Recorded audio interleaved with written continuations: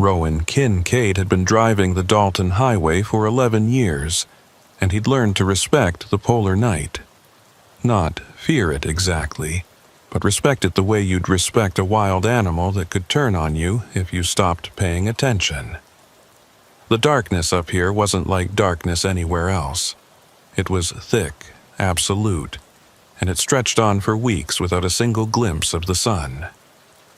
From mid-November through January, the sky above Alaska's North Slope never brightened beyond a dim twilight that lasted maybe 3 or 4 hours around noon. The rest was just blackness, broken only by headlights and the occasional flicker of aurora borealis dancing across the frozen sky. Tonight was his third run this month up to Deadhorse, hauling drilling equipment for one of the oil companies working the Prudhoe Bay fields. The temperature had dropped to 38 below zero, cold enough that his breath froze on the inside of his windshield despite the heater running full blast. Ice fog hung in patches along the road, so thick in places that his headlights couldn't penetrate more than 20 feet ahead. The Dalton was treacherous even in good conditions, but during polar night in the middle of winter, it became something else entirely. A 414-mile ribbon of ice and gravel cutting through absolute wilderness, where a breakdown could mean death if you weren't prepared. Rowan had learned to be prepared. His Kenworth was equipped with every cold weather modification available, from auxiliary fuel tanks to engine block heaters to a sleeping compartment insulated well enough to keep him alive, even if the engine died. He carried emergency rations, extra blankets, a satellite phone, and enough diesel to idle for 3 days straight if he had to wait out a storm. Most importantly, he carried respect for the road and the darkness that ruled it for half the year. The CB radio crackled with static as he passed mile marker 287, about 40 miles south of Coldfoot. Channel 19 was quiet tonight, which wasn't unusual. Most drivers preferred to make this run during daylight hours or at least during the brief twilight periods.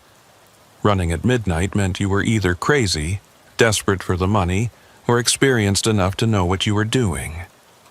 Rowan liked to think he fell into that third category, though his ex-wife would probably have voted for the first one. He was reaching for his thermos of coffee when a voice came through the CB, faint and distorted by static. Northbound convoy approaching mile marker 290. We've got 4 rigs running heavy through the ice fog. Anybody up ahead, give us a holler on road conditions. Rowan grabbed the microphone and keyed it. This is northbound Kenworth at mile 287. You're about 3 miles back from my position. Road's rough but passable. Ice fog's thick in patches, so keep your speed down. Where are you boys headed? Static crackled for a long moment before the voice came back. Deadhorse. Hauling equipment for Arctic slope operations. Appreciate the heads up on conditions. Something about the voice bothered Rowan, though he couldn't put his finger on what. Maybe it was the slight echo, or the way the words seemed to drift in and out of clarity. The CB could be temperamental up here, especially during auroras when the ionosphere got stirred up. Still, the hair on the back of his neck prickled in a way that had nothing to do with the cold. How long you been on the road? Rowan asked, trying to place why the conversation felt off. Another pause, longer this time. Left Fairbanks around 1600 hours. Made decent time until we hit the ice fog north of Yukon River. Rowan frowned. The Yukon River crossing was at mile marker 56, more than 200 miles south of his current position. If they'd left Fairbanks at 4 in the afternoon, and it was now just past midnight, that meant they'd been driving for 8 hours to cover 200 miles. That was possible in bad conditions, but it seemed slow, even for a convoy of 4 trucks running through ice fog. You boys must be crawling along, he said into the microphone. 8 hours from Yukon crossing is rough timing. The static seemed to intensify, and when the voice came back, it sounded farther away. Conditions have been worse than we expected. The fog's like nothing I've seen in 20 years of running this highway. 20 years. That detail caught Rowan's attention. Anyone who'd been driving the Dalton for 20 years would know this highway inside and out, would know how to time their runs and what to expect during polar night. The voice on the other end didn't sound like a rookie, but something in the way the driver spoke made Rowan uneasy. "What outfit are you running with?" Rowan asked, keeping his tone casual. "Static, then. Northern Freight Services. We're hauling drill components and prefab housing modules. Heavy loads, so we're taking it slow." Northern Freight Services. The name tugged at something in Rowan's memory, but he couldn't quite place it. He'd hauled for most of the major companies working the North Slope over his 11 years, and he knew most of the independent operators by reputation, if not by name. Northern Freight Services sounded familiar, but he couldn't remember seeing any of their trucks at the Dead Horse yards or at any of the truck stops along the route. The miles rolled by beneath his wheels as he climbed higher into the Brooks Range. The road here was a series of long, grinding ascents and nerve-wracking descents, with drop-offs on one side that disappeared into darkness, so complete it felt like driving along the edge of the world. The ice fog came and went in waves, sometimes clearing enough to see 100 yards ahead, sometimes closing in so tight that Rowan had to slow to 15 miles an hour and navigate by memory as much as by sight. His OEB remained silent for the next 20 minutes. He watched his mirrors for signs of the convoy behind him, expecting to see their headlights appear as they closed the distance, but the darkness behind him stayed absolute. Either they were much farther back than the 3 miles they'd been when he first heard from them, or they were running without lights, which would be suicidal on this road. Just past mile marker 300, as he was negotiating a particularly nasty curve with a steep embankment on his right, the CB crackled back to life. "Northbound convoy to any drivers in the area. We're having some trouble. Engine problems on one of our rigs. We're pulled over at mile marker 294 if anybody's in position to assist."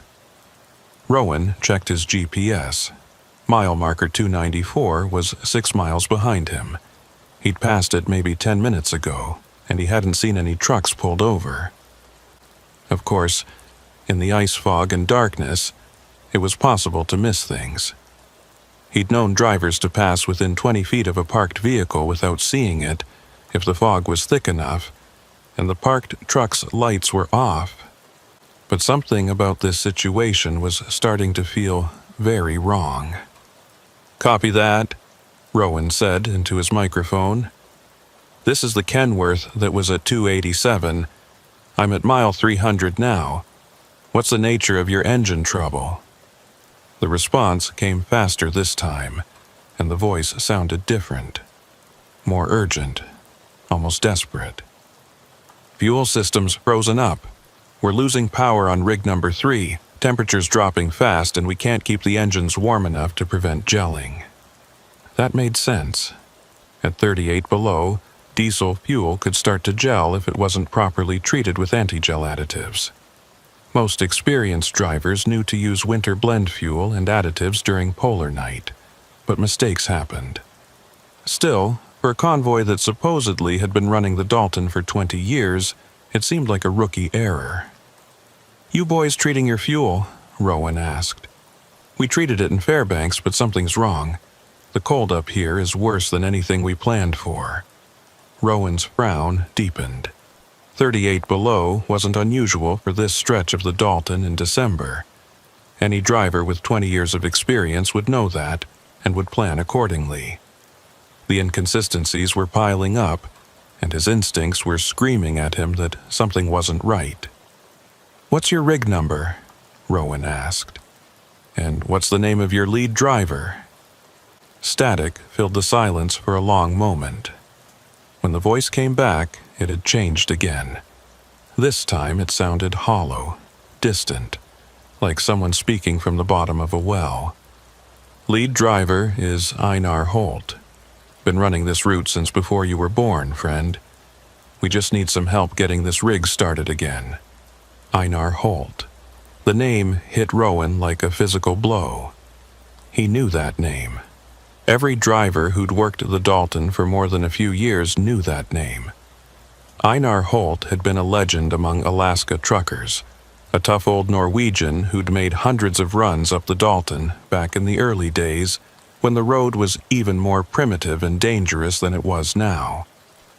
Einar Holt had also been dead for 17 years. Rowan knew because he'd been at the memorial service in Fairbanks, had listened to the stories about how Einar's truck had been found at mile marker 294, engine still running. But Einar himself was gone. They'd searched for weeks, but they never found his body. The official conclusion was that he'd gotten out to check something in the darkness and fog, become disoriented and wandered off into the wilderness to freeze to death. It happened sometimes up here, even to experienced drivers who should have known better. Rowan's hand was shaking as he keyed the microphone. Einar Holt died in 2006. What kind of sick joke is this? The static intensified until it was almost deafening, and underneath it, Rowan could hear something else. Voices. Multiple voices, all talking at once but too distorted to make out individual words. The sound raised goosebumps on his arms despite the layers of clothing he wore against the cold. Then, cutting through the static like a knife, came a woman's voice. Clear, calm, and chillingly matter-of-fact. They're not joking, Rowan. They don't know they're dead. They've been driving this road for 17 years. Making the same run over and over, not understanding why they can never reach Dead Horse, why the darkness never ends, why every night is the same night they disappeared. Rowan nearly drove off the road. He jerked the wheel, feeling his trailer start to slide on the icy surface before he caught it and brought the rig back under control. His heart was hammering against his ribs, and his hands were slick with sweat inside his gloves despite the cold. "Who is this?" he demanded into the microphone. "How do you know my name?" The woman's voice continued, still calm, still clear. "My name is Mara Ellison. I was the dispatcher for Northern Freight Services 17 years ago. I was working the radio the night the convoy disappeared. I've been trying to warn other drivers ever since, but most of them can't hear me. The fact that you can hear both them and me means you're in danger, Rowan. You're somewhere between their reality and ours. And if you're not careful, you're going to end up just like them." Rowan's mind was racing, trying to make sense of what he was hearing. This had to be some kind of elaborate hoax, maybe other drivers messing with him over the CB. But how would they know his name? How would they know about Einar Holt and the convoy that disappeared in 2006? Those weren't widely known details outside of the tight-knit community of Dalton drivers. "This is insane," he said, but his voice lacked conviction even to his own ears. "There's got to be a rational explanation for this." "There probably is," Mara's voice agreed. "But rational doesn't mean normal, and it doesn't mean safe. The polar night does strange things up here, Rowan. The darkness and cold and isolation, they create conditions where reality gets thin, where the past and present can overlap, where people who died years ago can still be driving these roads, not knowing they're trapped in a loop they'll never escape." The other voices were still there underneath the static, and now Rowan could make out some of the words. They were talking about road conditions, about ice fog, about making it to Dead Horse before the next storm hit. Ordinary trucker conversation, except for the echo that made each word sound like it was bouncing off the walls of a vast, empty space. "Why mile marker 294?"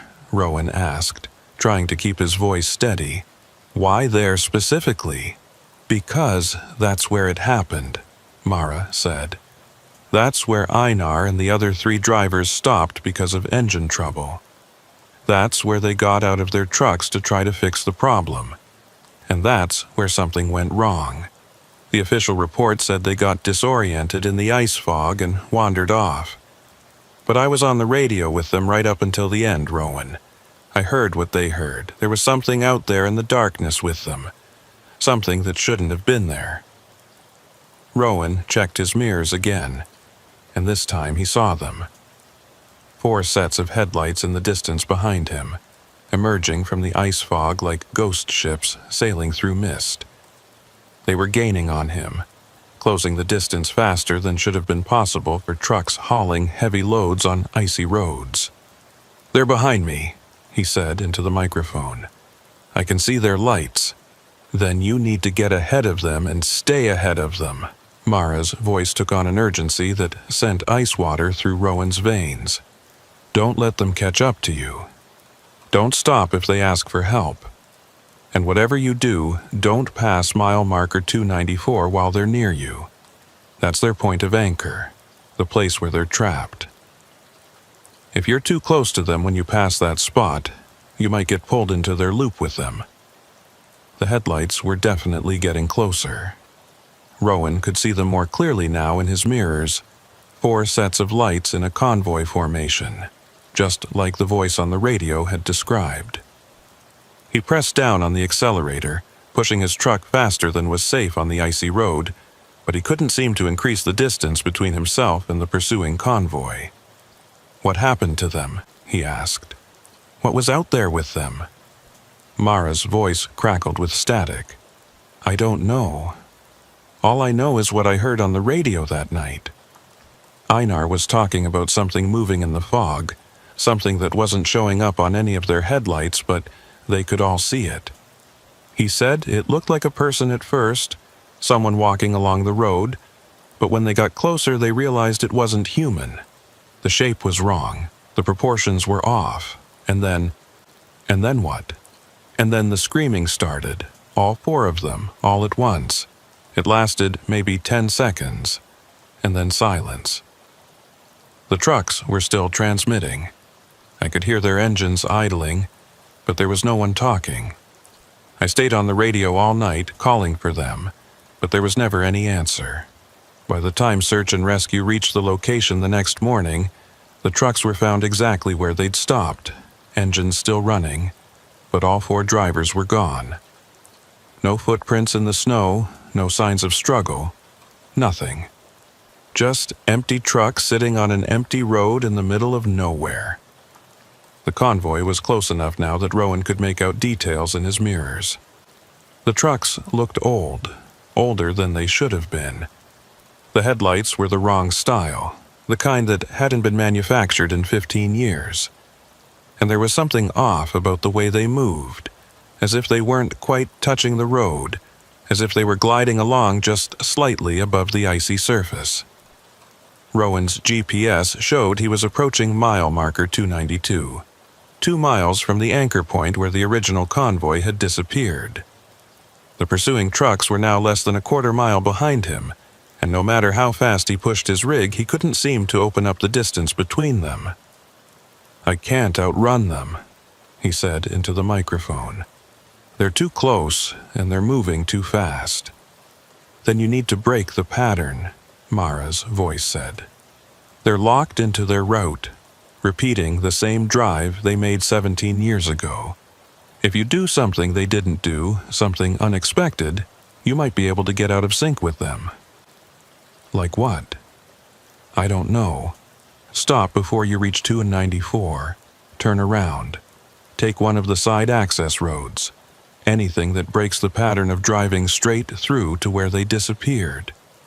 Mile marker 293 flashed past Rowan's window. 1 mile to go, and the convoy was now close enough that he could see details through the ice fog.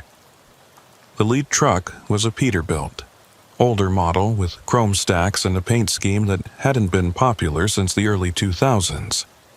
Behind it were 3 more trucks, all of them with that same ghostly, not quite real quality that made Rowan's eyes hurt when he tried to focus on them directly.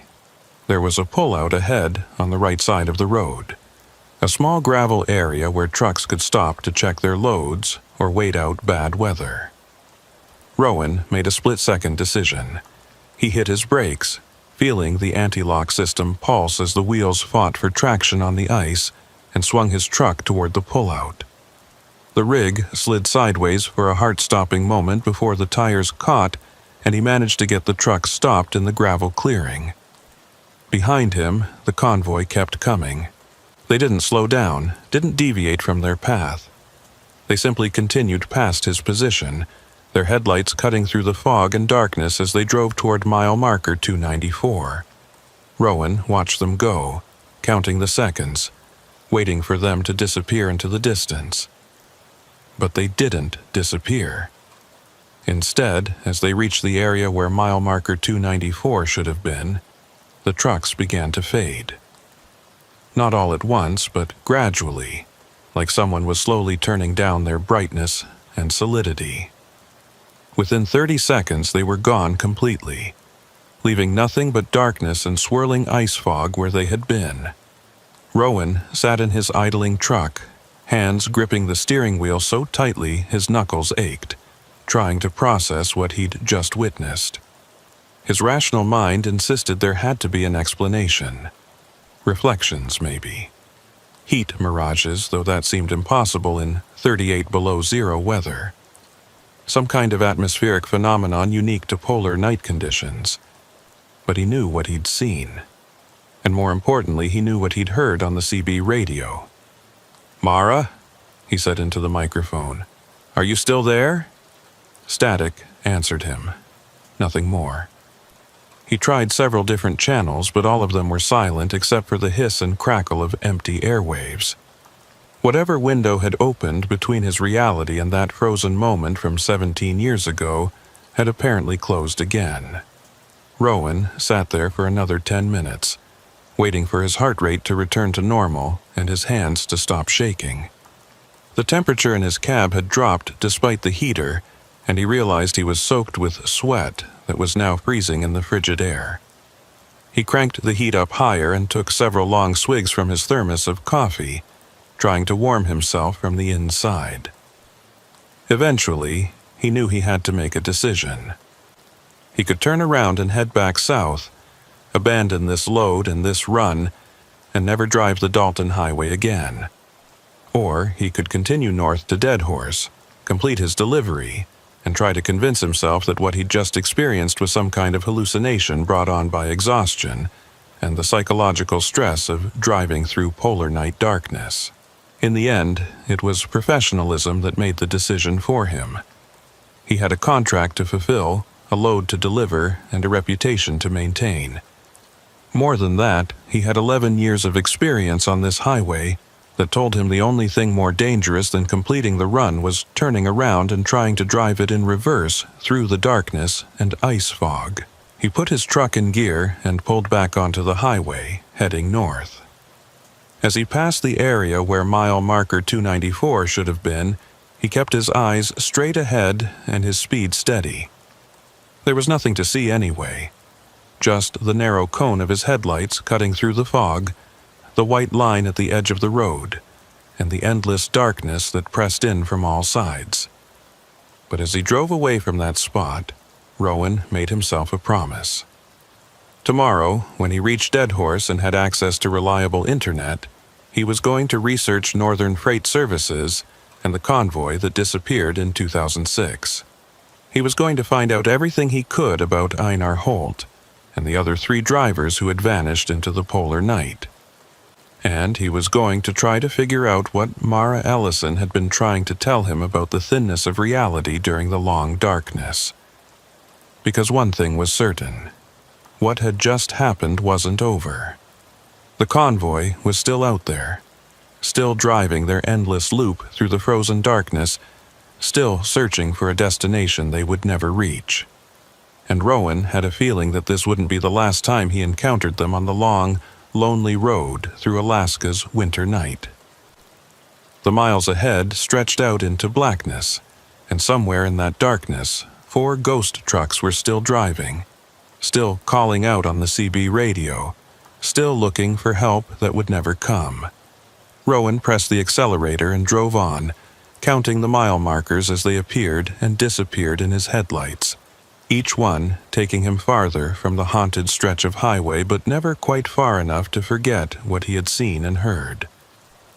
Behind him, lost in the ice fog and polar darkness, mile marker 294 stood silent and empty, waiting for the next driver who might be unlucky enough to hear voices from the past calling out on Channel 19, asking for help, not knowing they were 17 years too late to be saved.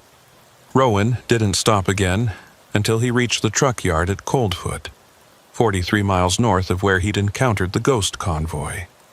The small settlement was little more than a truck stop, a few buildings, and a fuel station, but it represented civilization in a landscape that had none.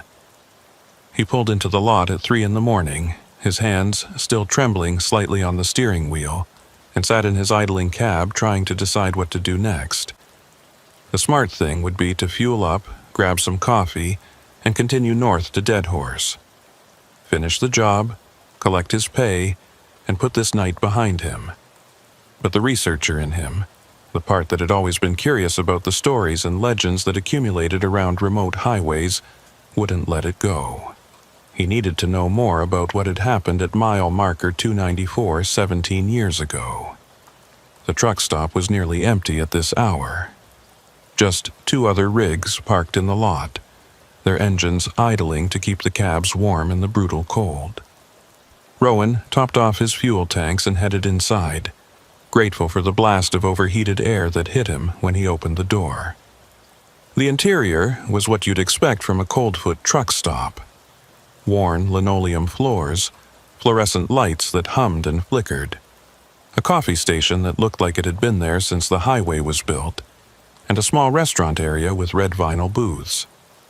Behind the counter stood a woman in her 60s, gray hair pulled back in a practical ponytail, wearing a fleece jacket over her uniform. She looked up as Rowan entered, and something in her expression suggested she'd been expecting him, though that was impossible. "Coffee's fresh," she said, gesturing toward the station. "Made it 20 minutes ago when I heard trucks coming up from the south." Rowan poured himself a cup, black and strong enough to strip paint, and carried it to the counter. The woman was watching him with an intensity that made him uncomfortable, as if she could see the traces of what he'd just experienced written on his face. "Rough drive?"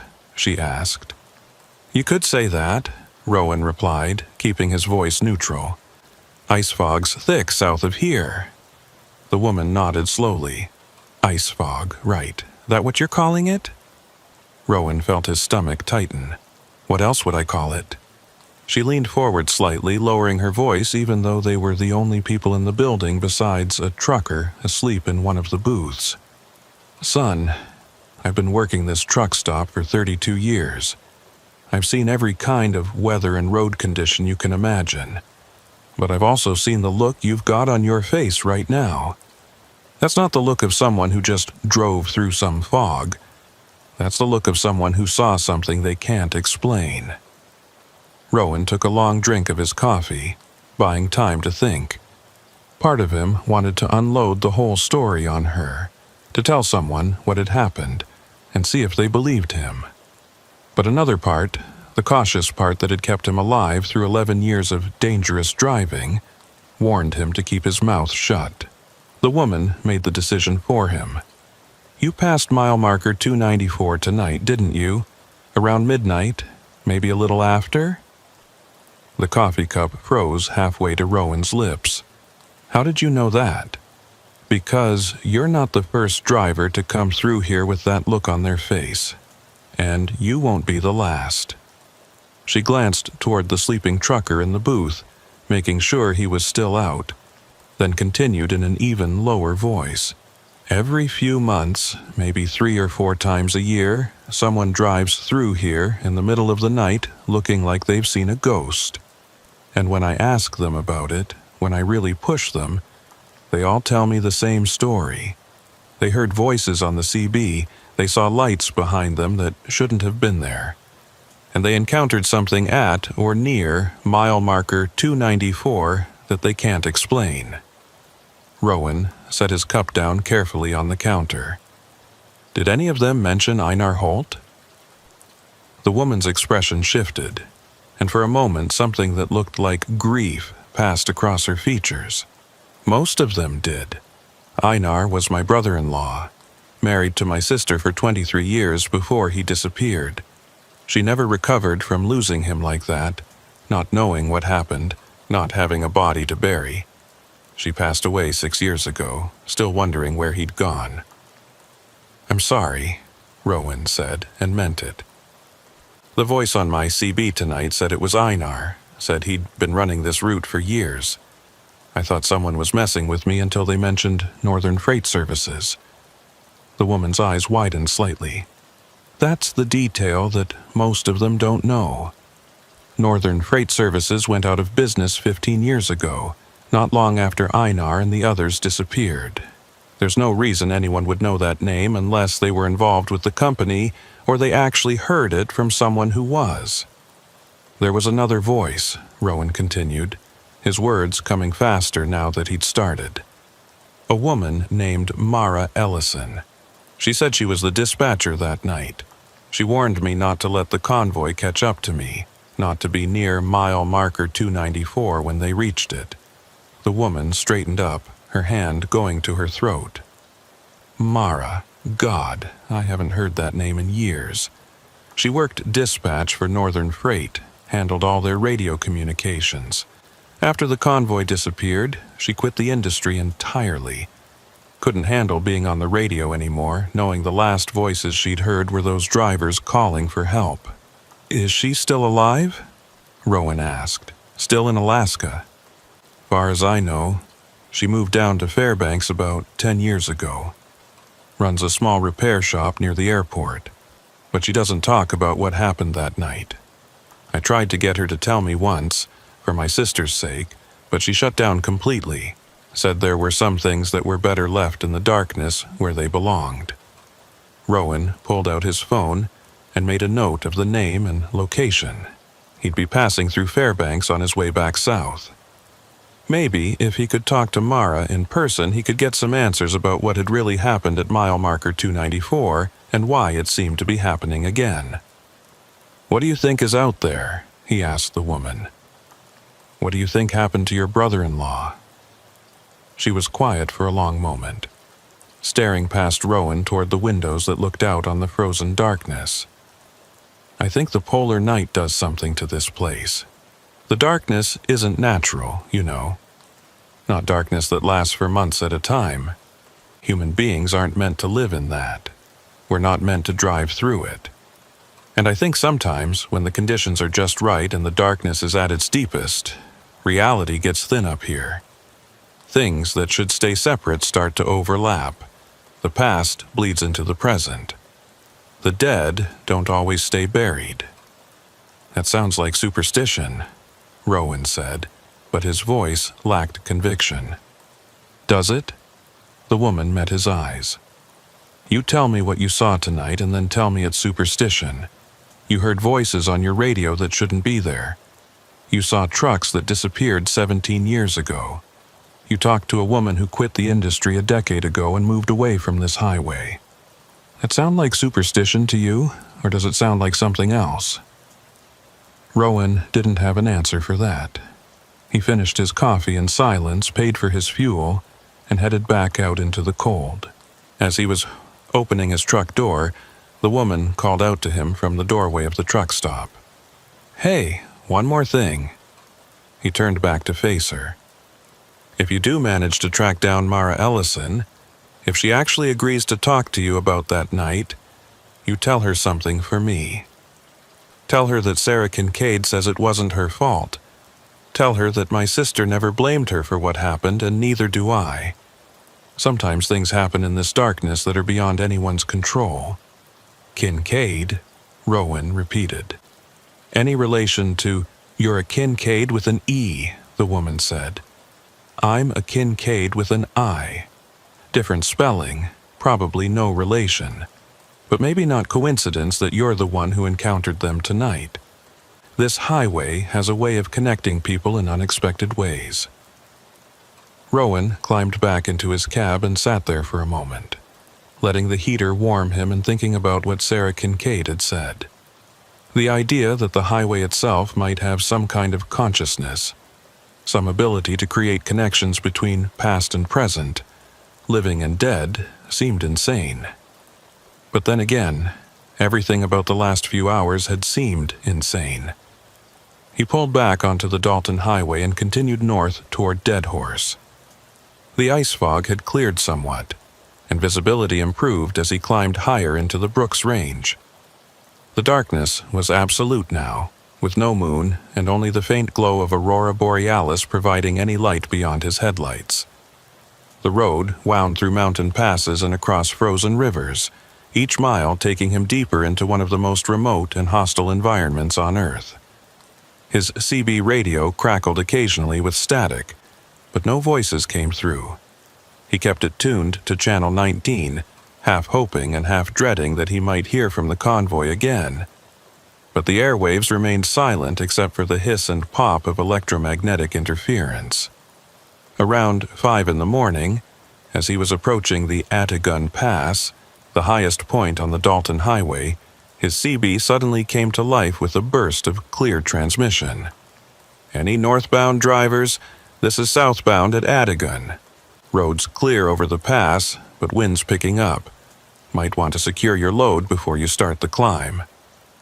It was a normal, mundane trucker conversation, and Rowan felt a wave of relief wash over him. He keyed his microphone. "Copy that, southbound. This is northbound approaching Atagun. Appreciate the heads up. How's it looking on the north side? Clear sailing down to Dead Horse. You'll have the road pretty much to yourself. There's only about 3 of us running tonight." 3 trucks. Rowan's relief evaporated. 3 including you? Yeah, me and 2 others. We all left Dead Horse around midnight, running together for safety. You're the first northbound we've seen since we started down. Rowan thought about the 2 trucks he'd seen idling in the lot at Coldfoot. If those trucks were still there, and this convoy of 3 was the only other traffic on the road, then who had been behind him at mile marker 294? Who had he seen disappearing into the fog? He knew the answer, but hearing it, confirmed by another driver, made it real in a way that was hard to deny. "How long you been running the Dalton?"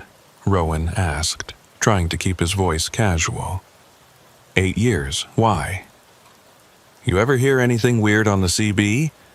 Voices that shouldn't be there, trucks that appear and disappear?" There was a long pause before the other driver responded, and when he did, his voice was guarded. "I've heard stories. Most drivers who run this highway regularly have, but I've never experienced anything myself. You asking for a reason?" Rowan made a decision. If he was going to understand what was happening on this highway, he needed to connect with other drivers who might have seen or heard similar things. "I had an encounter tonight. Mile marker 294, around midnight. Heard a convoy on the CB that claimed to be 4 trucks running north. But when I looked into it, I think they might have been the trucks that disappeared back in 2006. The static stretched out for so long that Rowan thought the other driver had switched channels. Then, "You talked to someone at Coldfoot, didn't you? The woman who runs the truck stop there." "Sarah Kincaid, yeah." "She tell you about her brother-in-law?" "Einar Holt. He was the lead driver in the convoy that disappeared." Another pause. "Look, friend, I don't know what you saw or heard tonight, and I'm not going to tell you it wasn't real. This highway has a reputation, and it's not all bullshit. But if you're smart, you'll make your delivery in Dead Horse, drive back south during daylight hours and try to forget about whatever happened at mile marker 294. Some mysteries are better left unsolved, especially up here during polar night." "That's what everyone keeps telling me," Rowan said. "But what if it happens again? What if other drivers encounter the same thing? Shouldn't we be trying to figure out what's going on? And what would you do if you figured it out? You think you can rescue 4 drivers who've been missing for 17 years? You think you can change whatever happened to them?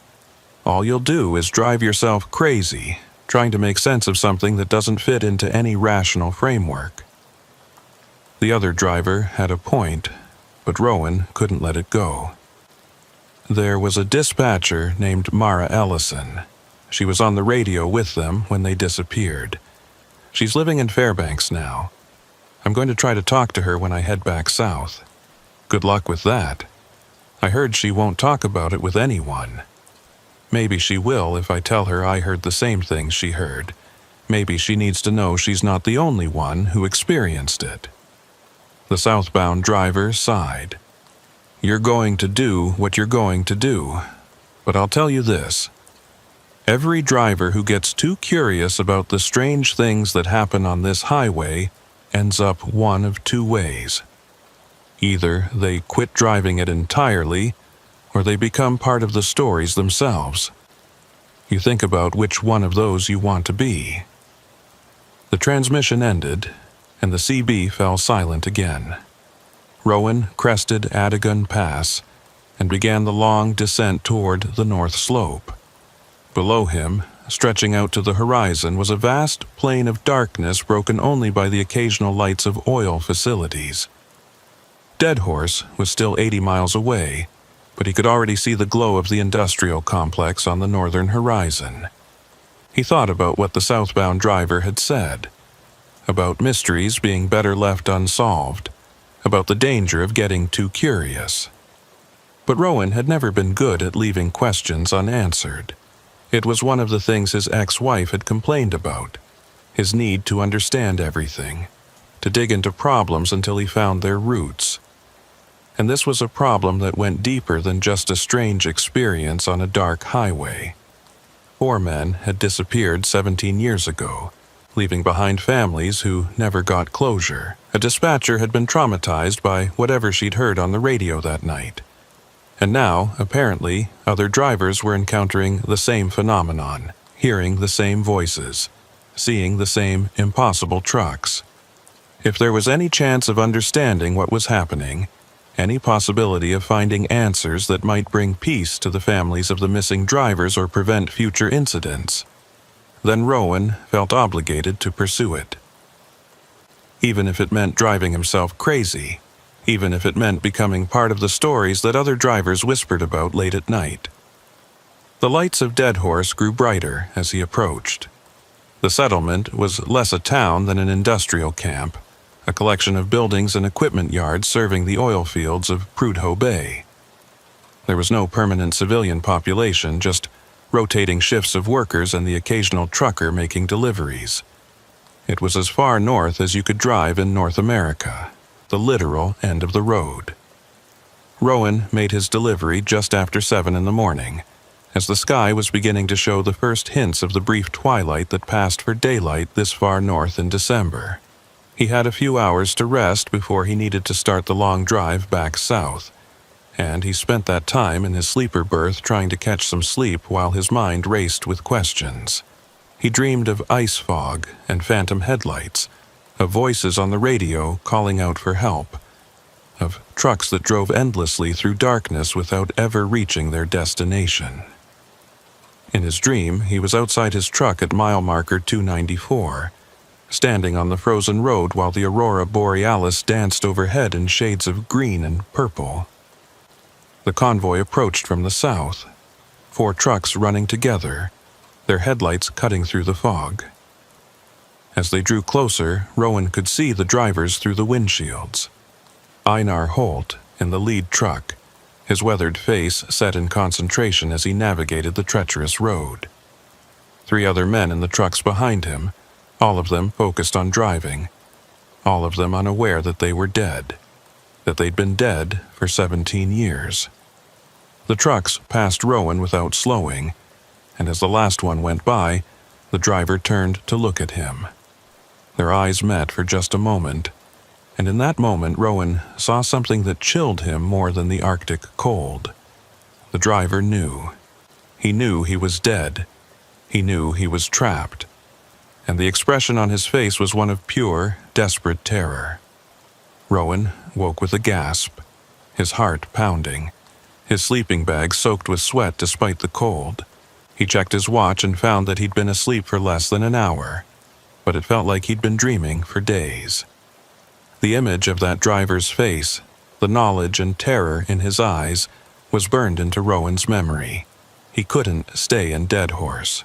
He needed to get back on the road, needed to drive south to Fairbanks and find Mara Ellison. She was the key to understanding what had happened at mile marker 294. She was the last person to hear the voices of those doomed drivers, and if anyone could tell him what was really going on, it would be her. Rowan started his engine and began the long drive back south. It was mid-morning now, and the sky had lightened to a deep blue twilight that would last for a few hours before fading back into complete darkness. The road looked different in the half-light, less ominous, but no less dangerous. Ice still coated the surface, and wind was beginning to pick up, pushing his trailer around on the curves. He drove in silence, his CB radio off, not wanting to risk hearing those voices again until he had more information. The miles rolled by beneath his wheels, each one taking him closer to Fairbanks and whatever answers Mara Ellison might be able to provide.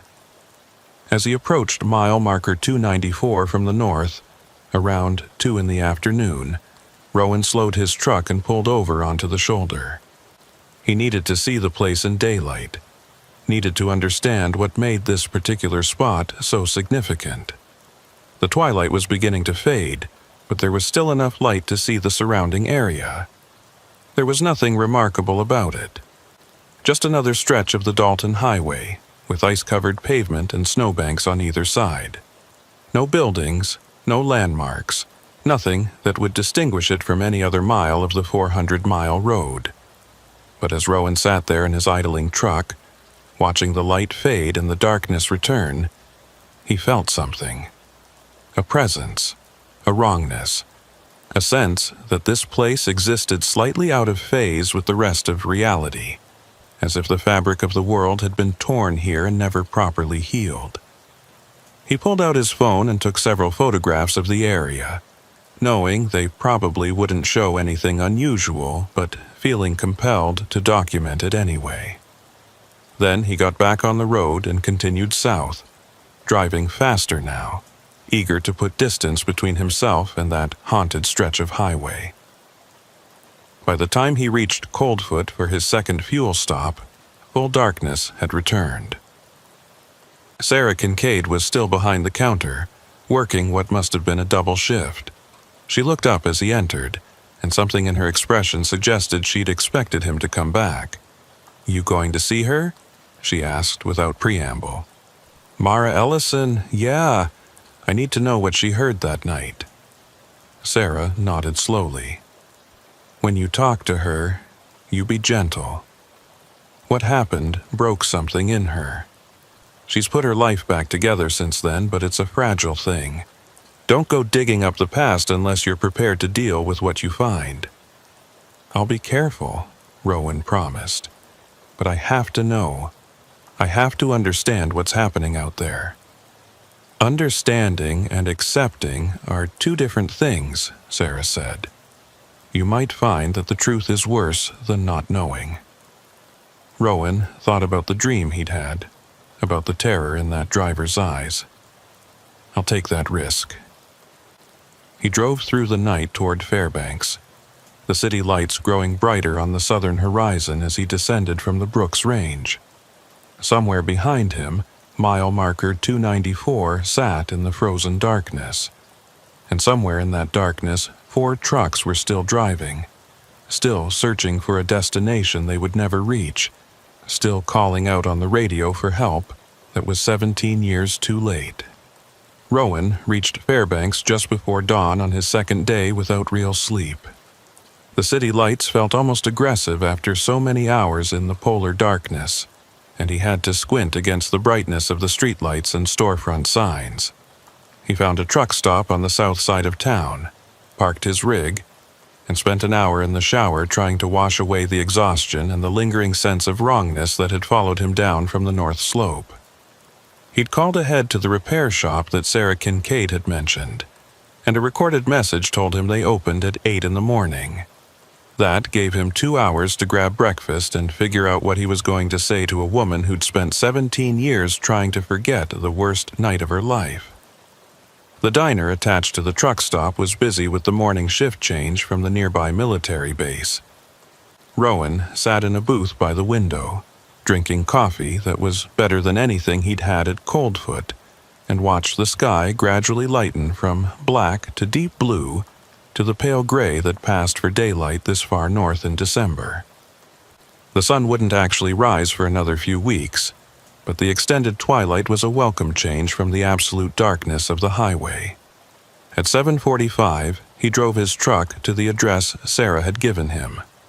Arctic Air Repair was located in an industrial area near the airport, a squat metal building with a small office attached to a larger workshop. Several small aircraft engines were visible through the open bay doors, and he could hear the sound of pneumatic tools from inside the shop. The office was warm and cluttered with parts catalogs and maintenance logs. Behind the counter stood a woman in her late 50s, wearing coveralls and safety glasses pushed up on her forehead. She had short gray hair and the kind of weathered face that came from years of Alaska living. When she looked up at Rowan, her eyes were sharp and assessing. "Help you with something?" she asked. Her voice was polite but guarded, the tone of someone who'd learned to be cautious with strangers. "Are you Mara Ellison?" Her expression shifted almost imperceptibly, a slight tightening around her eyes that told Rowan she was already preparing to shut down whatever conversation he was about to start. "Depends on who's asking and why." Rowan took a breath. "My name is Rowan Kincaid. I'm a trucker. I drive the Dalton Highway regularly, hauling loads up to Dead Horse. 2 nights ago, I had an experience at mile marker 294 that I can't explain, and Sarah Kincaid suggested I talk to you about it." Mara's face went pale. She set down the wrench she'd been holding and gripped the counter with both hands. "Sarah sent you here?" "She said you were the dispatcher for Northern Freight Services back in 2006. She said you were on the radio with Einar Holt and the other drivers the night they disappeared." "I don't talk about that," Mara said, but her voice had lost its strength. "I haven't talked about it in 17 years, and I'm not starting now." "I heard you on the CB radio," Rowan said quickly, before she could shut him down completely. "Night before last, around midnight. You warned me about the convoy, told me not to let them catch up to me. You said your name was Mara Ellison, and that you'd been trying to warn other drivers." Mara stared at him for a long moment, and Rowan watched a series of emotions play across her face. Disbelief, fear, and then something that looked like desperate hope. "That's impossible. I wasn't on any radio 2 nights ago. I don't even own a CB anymore. I know it sounds crazy, but I heard your voice as clearly as I'm hearing it now. You told me about the convoy being trapped in a loop, about them not knowing they were dead. You told me that the polar night creates conditions where reality gets thin." Mara's hands were shaking now. She moved around the counter and flipped the sign on the door to closed, then locked it. "Come with me," she said, and led him through the workshop to a small break room in the back. She poured them both coffee from a pot that looked like it had been sitting there for hours, and sat down heavily in one of the plastic chairs. "Tell me everything," she said. "Start from the beginning and don't leave anything out." Rowan told her the whole story.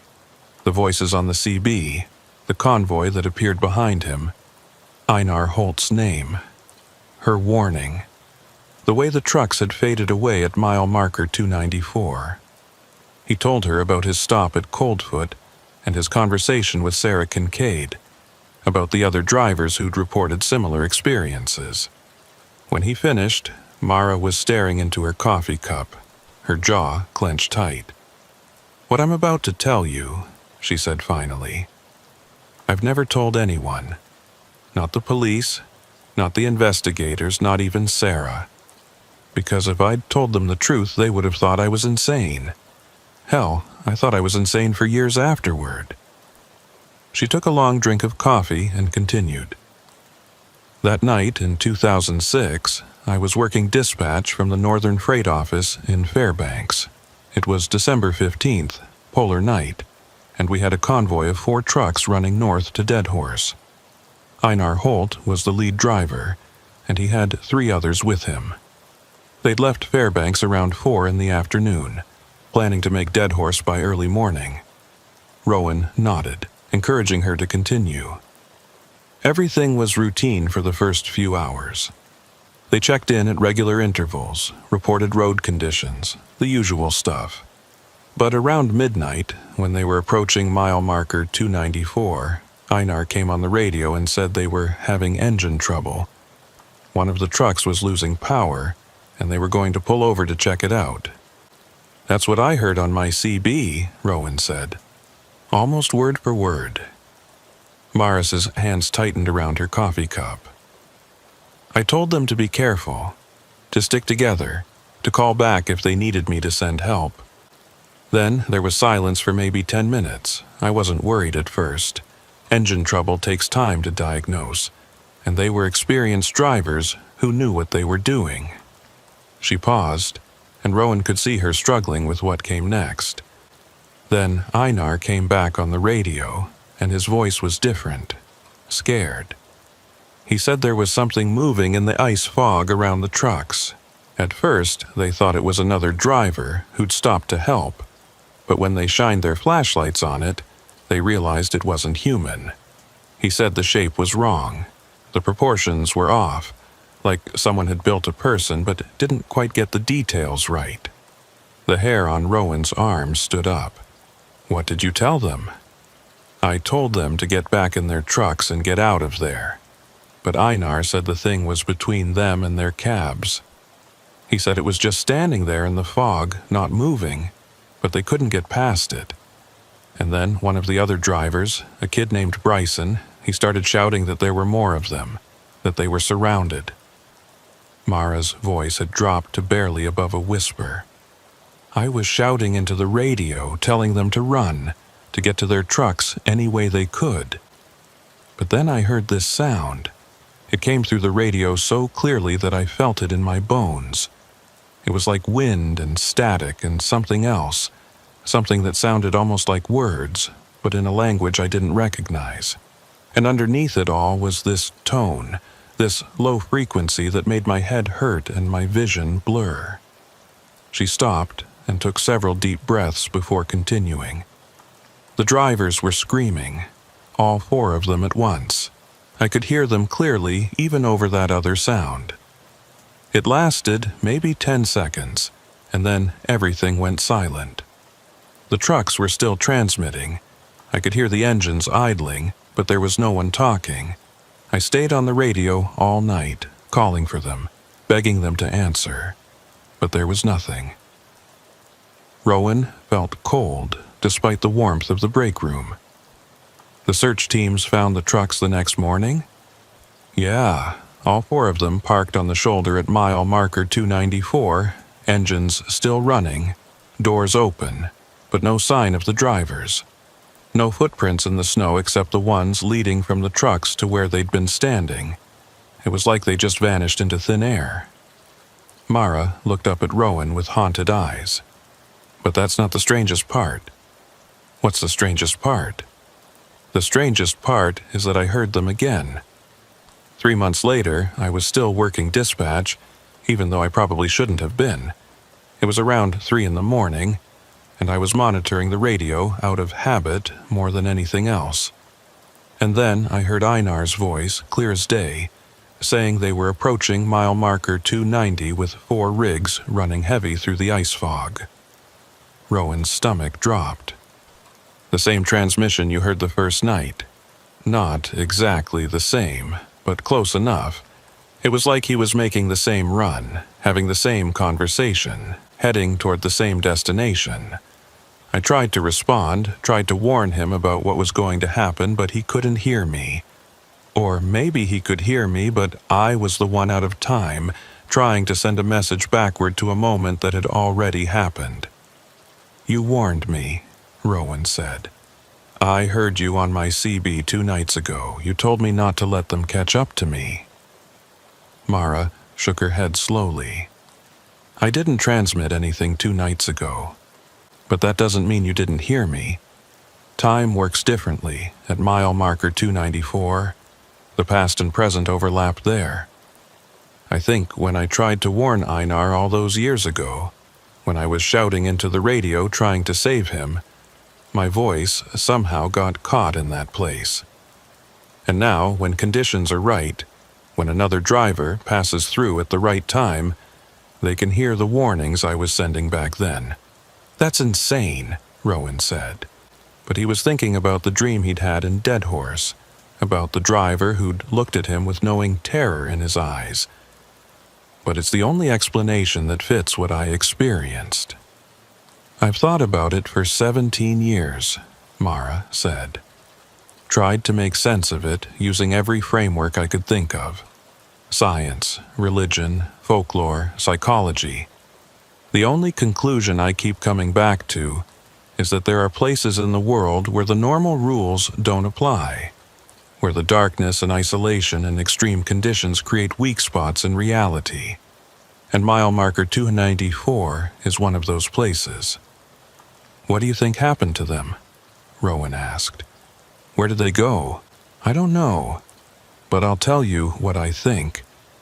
I think they're still there, trapped in the moment of their disappearance, driving the same route over and over without realizing that time has moved on. I think they're caught in a loop that they can't break free from, and everyone they try to contact, everyone who hears them on the radio, exists in a future they can't reach." Rowan thought about this for a moment. But if they're trapped in the past, why do they keep appearing to other drivers?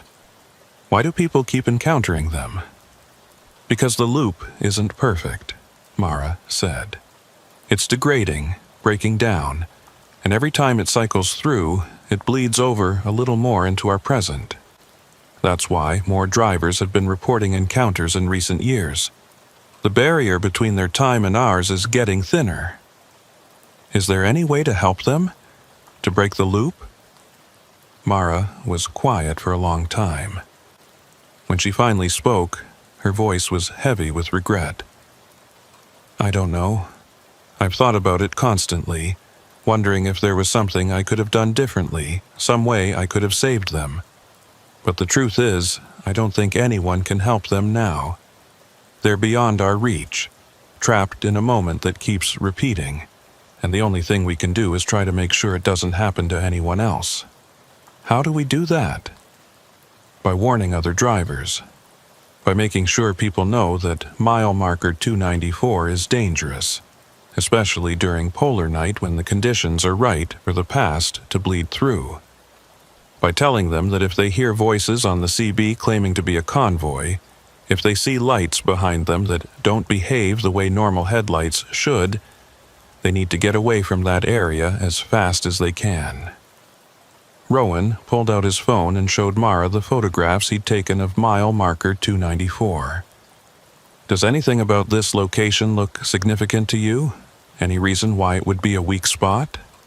Mara studied the photographs carefully. "I've been to that spot a dozen times over the years, trying to understand what makes it different. There's nothing obvious.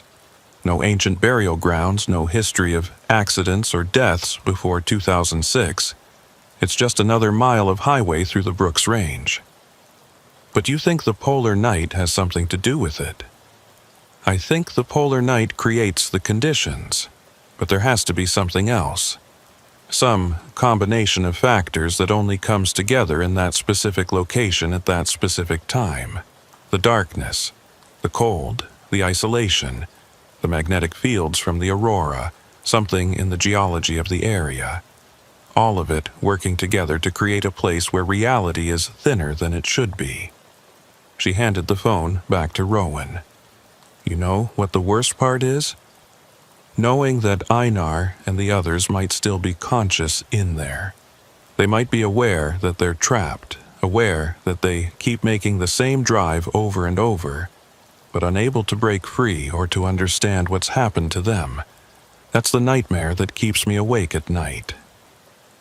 Rowan thought about his dream again, about the terror in that driver's eyes. I think you're right. I think they know. Then we have to make sure no one else gets trapped with them, Mara said firmly. That's the only thing we can do for them now. Make sure their fate doesn't become someone else's reality.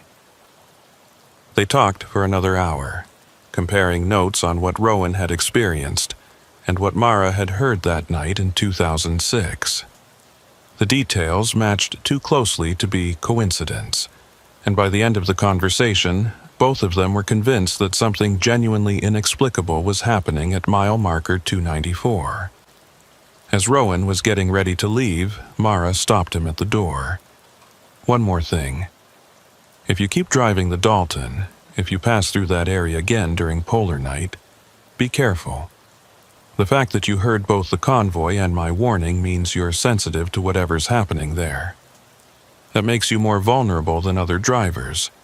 You might be able to hear things they can't, see things they miss, and that means you're at greater risk of getting pulled into the loop. I'll be careful, Rowan promised. But I can't just avoid that stretch of highway. It's part of my route, part of my job. Then make sure you never stop there. Never pull over between mile markers 290 and 295. And if you hear voices on the CB that sound like they might be the convoy, switch channels immediately. Don't engage with them. Don't try to help them. Just get as far away as possible. Rowan nodded and headed back to his truck. The sun still hadn't risen, and wouldn't rise for weeks yet, but the sky had lightened to a pale twilight that made the world feel slightly less oppressive. He sat in his cab for a few minutes, processing everything Mara had told him, and tried to decide what to do next. He could take Mara's advice and avoid mile marker 294 during polar night. He could change his route, refuse loads that required him to drive the Dalton in December and January. It would hurt his income, but it would keep him safe from whatever was trapped at that location. Or he could keep driving, keep passing through that haunted stretch of highway, and hope that he never encountered the convoy again. In the end, the decision was made for him. His dispatcher called with another load heading north to Deadhorse, pickup that afternoon, delivery in 2 days. It was good money, and Rowan needed good money. More than that, he felt a strange obligation to keep driving that road, to bear witness to what had happened to Einar Holt and the others, to make sure their story didn't fade into forgotten legend. He accepted the load and started the long drive back down to the warehouse district to pick up his trailer. As he drove through Fairbanks, he thought about what Mara had said about reality being thin in certain places during polar night. He thought about the convoy trapped in their endless loop, and about his own vulnerability to whatever forces were at work at mile marker 294. But mostly, he thought about the responsibility that came with knowledge. He knew now what had happened to those 4 drivers, or at least as much as anyone could know. He understood that they were trapped in a moment that kept repeating, that they were beyond help, that the best thing anyone could do was stay away from the place where they'd vanished. And yet, he couldn't shake the feeling that there was more to the story, that somewhere in the details of what had happened that night in 2006, there was a key to understanding not just how the drivers had disappeared, but why. And maybe, just maybe, a way to free them from their endless loop through the frozen darkness. He picked up his trailer and headed north once again, back toward the Dalton Highway and the long drive through polar night. The darkness was waiting for him, absolute and patient, and somewhere in that darkness, 4 ghost trucks were still driving, still searching for a destination they would never reach. Rowan switched on his CB radio and tuned it to channel 19. For now, the airwaves were silent except for the crackle of static. But he knew that silence wouldn't last. Sooner or later, probably sooner, he would hear those voices again. The convoy calling out for help across a gap of 17 years, and Mara's warning trying to reach him from the past. He just had to make sure that when he heard them, he was strong enough to resist the pull of that haunted place. Strong enough to keep driving, to stay in his own time, to avoid becoming another voice calling out from the darkness for help that would never come. The road stretched out ahead of him, disappearing into the twilight, and Rowan pressed down on the accelerator. There were miles to cover before darkness fell completely, and he wanted to be as far north as possible before the polar night swallowed the highway once again, before he had to drive past mile marker 294 and face whatever was waiting for him there in the frozen dark. The second time Rowan drove north through mile marker 294, it was 3 days after his conversation with Mara Ellison. The polar night had deepened, if that was even possible, and the temperature had dropped to 42 below zero. Ice fog hung thick across the Brooks Range, reducing visibility to almost nothing for long stretches of highway.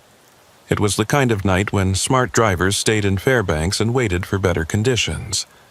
Rowan kept his CB radio on, but switched between channels randomly, never staying on any frequency long enough for voices from the past to find him. He'd debated turning it off completely, but that seemed more dangerous than the alternative. If he broke down or encountered trouble, the CB was his only reliable lifeline to other drivers who might be able to help. He reached mile marker 290 around 11 at night. His hands tightened on the steering wheel as he checked his mirrors for any sign of headlights behind him. The road was empty, nothing but darkness and swirling ice fog. He increased his speed slightly, wanting to get through the danger zone as quickly as possible without losing control on the icy surface. Mile marker 291 passed. Then 292. His heart was hammering against his ribs, and he realized he was holding his breath. The cab felt too warm suddenly, despite the Arctic cold pressing against the windows. Sweat trickled down his back underneath his layers of clothing.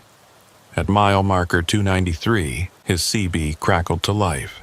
Northbound convoy, approaching mile marker 290.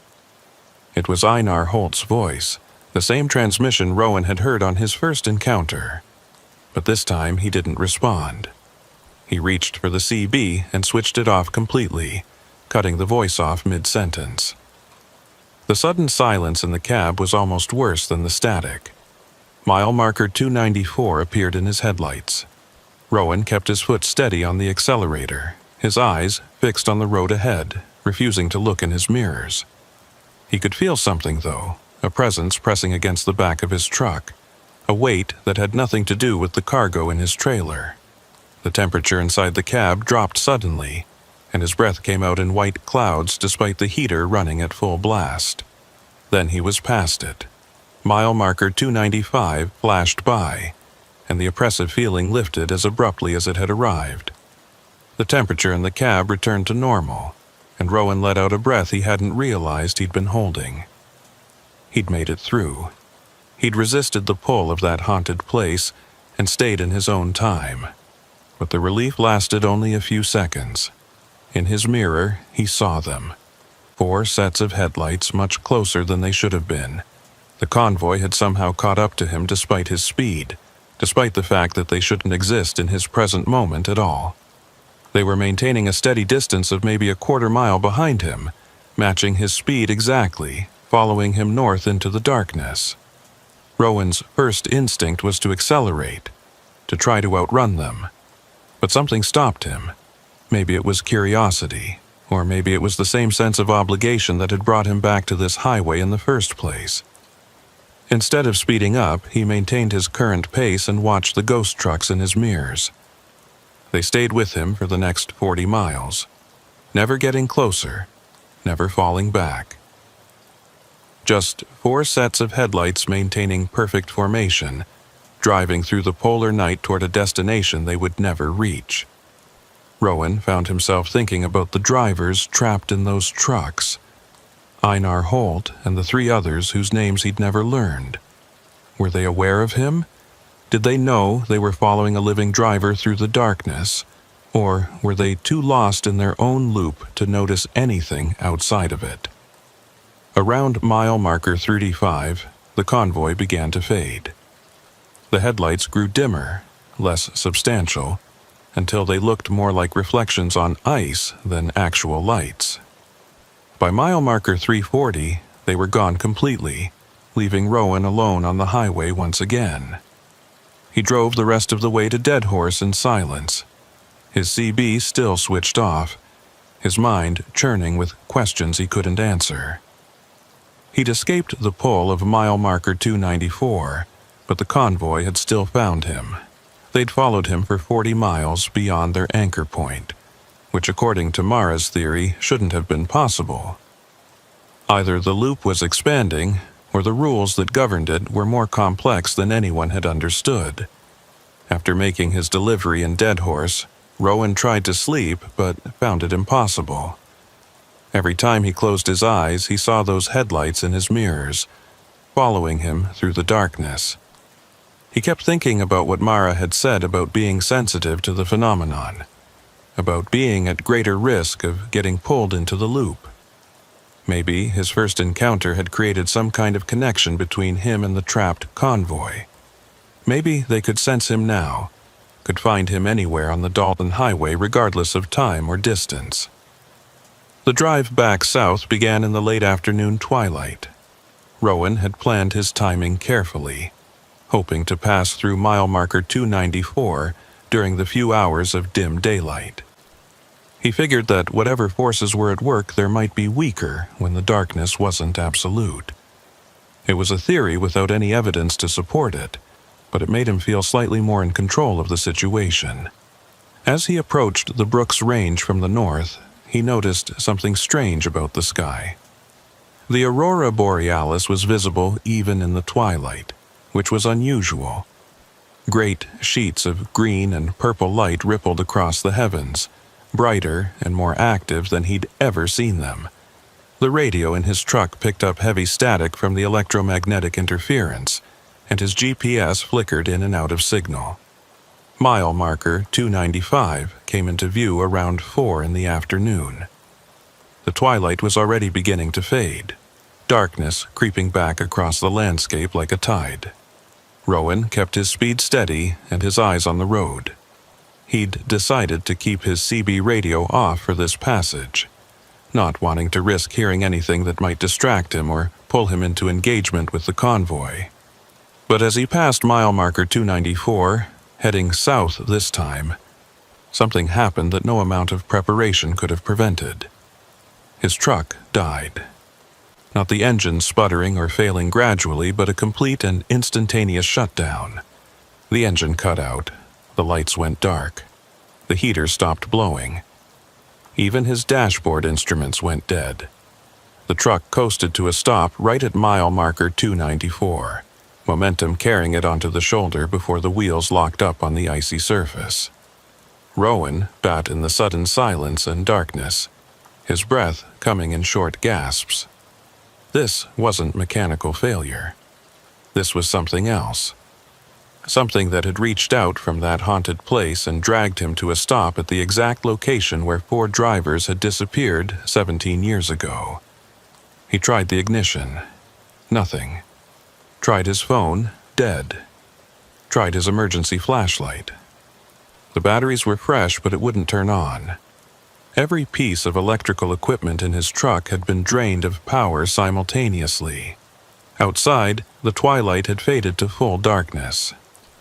The aurora borealis danced overhead, casting strange shadows across the ice fog that swirled around his truck. Rowan stared through his windshield at the darkness beyond his hood and tried to fight down the panic rising in his chest. He couldn't stay in the truck. Without the engine running, without the heater, the temperature in the cab would drop to lethal levels within an hour. But the alternative was getting out and trying to fix the problem in 40 below zero weather, in the dark, at the exact spot where 4 other drivers had vanished. The smart thing to do was wait. Eventually, another truck would come by and see him stopped on the shoulder. They'd call for help, and a tow truck would come from Coldfoot. He just had to survive in the cold until then. But as Rowan sat there in the darkness, trying to convince himself to stay put, he heard something that made his blood freeze. Footsteps. Someone was walking around his truck, heavy boots crunching on the packed snow beside the highway. Slow, deliberate steps that circled from the passenger side toward the front of his cab. Rowan pressed his face against the driver's side window, trying to see who was out there. The aurora light was too dim and too flickering to make out details, but he could see a shape moving through the ice fog. A person, or something like a person, approaching his door. The footsteps stopped right outside his window. Rowan held his breath and waited. A hand pressed against the glass, fingers splayed wide. In the green light of the aurora, Rowan could see that the proportions were wrong. The fingers were too long, the joints bent at angles that human bones couldn't achieve. Then a face appeared at the window. It was Einar Holt.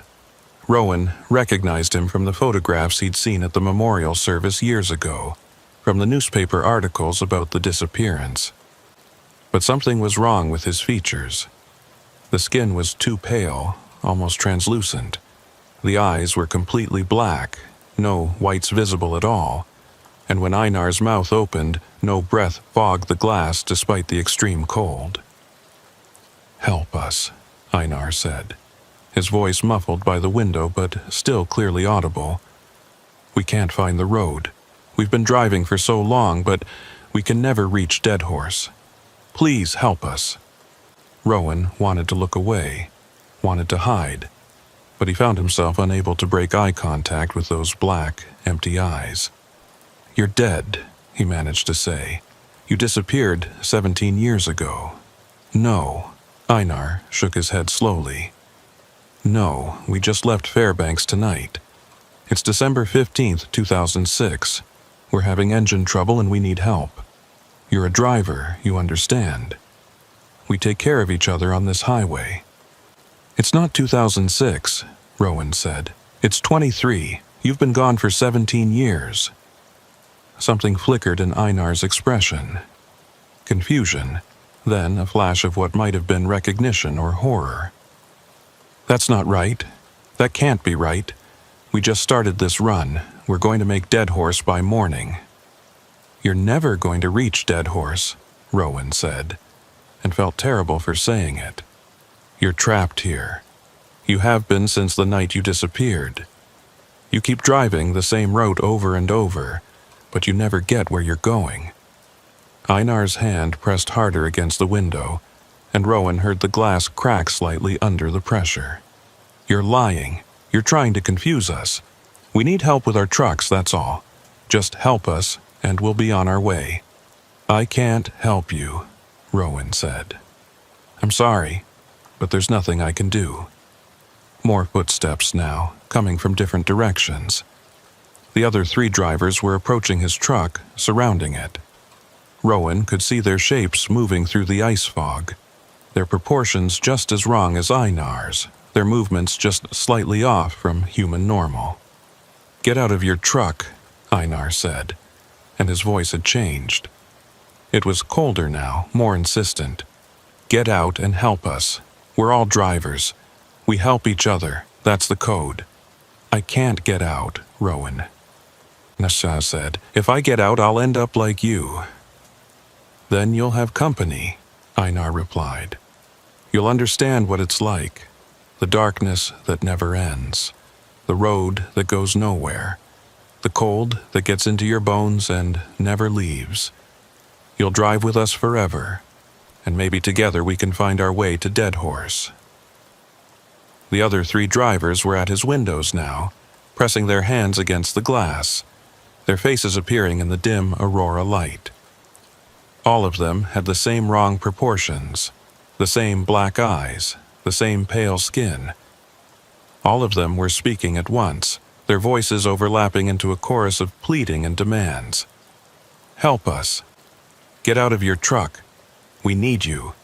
Join us. You're one of us. Driver helps driver.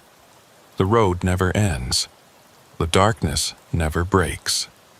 Rowan closed his eyes and pressed his hands over his ears, trying to block out the voices. He thought about Mara Ellison, about her warning that he was vulnerable to the pull of this place. He thought about the 4 drivers who'd gotten out of their trucks 17 years ago and been taken by something that lurked in the ice fog and darkness. But most of all, he thought about what it would mean to join them, to become trapped in an endless loop, driving the same highway night after night, never reaching his destination, never understanding that time had moved on without him. That was worse than death. That was a special kind of hell designed specifically for truck drivers, for people whose entire lives were built around movement and purpose and reaching the next destination. "No," he said out loud, opening his eyes. "I'm not getting out. I'm staying in my truck until help arrives." The voices stopped abruptly. The hands pressed against his windows fell away. The shapes in the ice fog retreated slightly, and for a moment, Rowan thought they were leaving. Then Einar spoke again, and his voice had changed completely. It was no longer trying to sound human. It was something else, something that had been using Einar's face and voice like a mask. "You can't stay in there forever. Eventually you'll run out of air, or the cold will take you, or you'll simply give up and come out. And when you do, we'll be waiting. We've been waiting for 17 years. We can wait 17 more." The shapes faded back into the darkness, but Rowan knew they hadn't gone far. They were still out there, circling his truck, patient and persistent. And the terrible thing was that the voice was right. He couldn't stay in the cab indefinitely. Eventually, he would have to make a choice. He tried his phone again. Still dead. Tried the ignition. Nothing. Checked every electrical system in his truck and found them all completely drained. Whatever force had stopped his vehicle had been thorough. The minutes dragged by, each one feeling like an hour. The temperature in the cab dropped steadily. Rowan put on every piece of clothing he had, wrapped himself in his sleeping bag, and tried to conserve body heat. But 42 below zero was relentless, and without the heater running, he knew he was in serious danger of hypothermia. After what felt like an eternity but was probably only 45 minutes, Rowan saw headlights approaching from the south. Another truck, a real truck from his own time, was heading north on the highway. He grabbed his emergency flare gun from the storage compartment behind his seat and found that it still worked. He fired a flare through the slightly cracked window, sending a bright red star arcing into the sky. The approaching truck slowed and pulled over behind him. Rowan watched in his mirror as a driver climbed down from the cab and approached through the ice fog. This person moved normally, human proportions, human gait. When the driver reached Rowan's window and shined a flashlight inside, Rowan saw an older man with a gray beard and concerned eyes. "You okay in there?" the man shouted through the glass. "Electrical system's dead," Rowan shouted back. "Everything shut down at once. Can you call for a tow truck?" The man nodded and pulled out a satellite phone. While he was making the call, Rowan glanced around at the darkness beyond the truck. He could still see them out there. The 4 shapes standing in the ice fog, watching. The other driver couldn't see them, or maybe they weren't visible to him at all. "Tow trucks coming from Coldfoot," the man said when he returned to Rowan's window. "Should be here in about 90 minutes. You need to sit in my cab where it's warm. You'll freeze to death in there." Rowan was tempted. The cold was becoming unbearable, and his fingers and toes were starting to go numb despite his layers of clothing. But getting out of his truck meant walking through the darkness where those things were waiting. "I'll be okay," he said. "Just stay here with me until the tow truck arrives." The older driver looked skeptical, but nodded. "I'll keep my truck running right behind you. If you change your mind, just signal and I'll come get you." For the next 90 minutes, Rowan sat in his freezing cab and watched the shapes in the darkness. They never approached the other driver, never made themselves known to anyone except Rowan. And gradually, as the time passed and the tow truck drew closer, they began to fade. By the time the tow truck arrived with its flashing yellow lights and rumbling diesel engine, the convoy was gone completely. The mechanic who examined Rowan's truck couldn't explain what had happened. Every electrical system had been drained simultaneously, which shouldn't have been possible. The batteries were completely dead, not just low, but actually damaged, as if they'd been subjected to a massive electromagnetic pulse. The electronics would all need to be replaced. They towed Rowan's truck back to Coldfoot, and he spent 3 days there while repairs were made.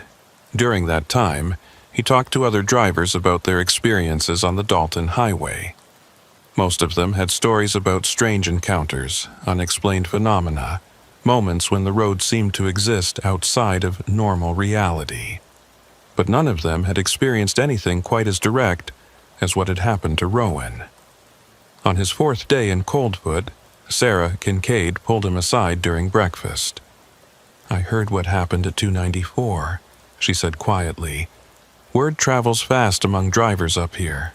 I saw your brother-in-law," Rowan told her, "or something wearing his face. He tried to get me to leave my truck." Sarah nodded slowly, as if this confirmed something she'd suspected for years.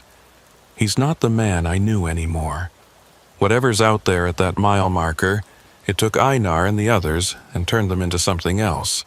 They're trapped between life and death, between past and present, and they want company. They want other drivers to join them so they don't have to be alone in that endless darkness." "How do I make sure it doesn't happen again?" Rowan asked. "You can't," Sarah replied simply. "If you keep driving this highway, especially during polar night, you're going to encounter them again. That first contact created a connection, and now they know you. They'll find you every time you pass through their territory." "So, I should stop driving the Dalton?" Sarah considered this for a moment. "That's up to you. But I'll tell you this.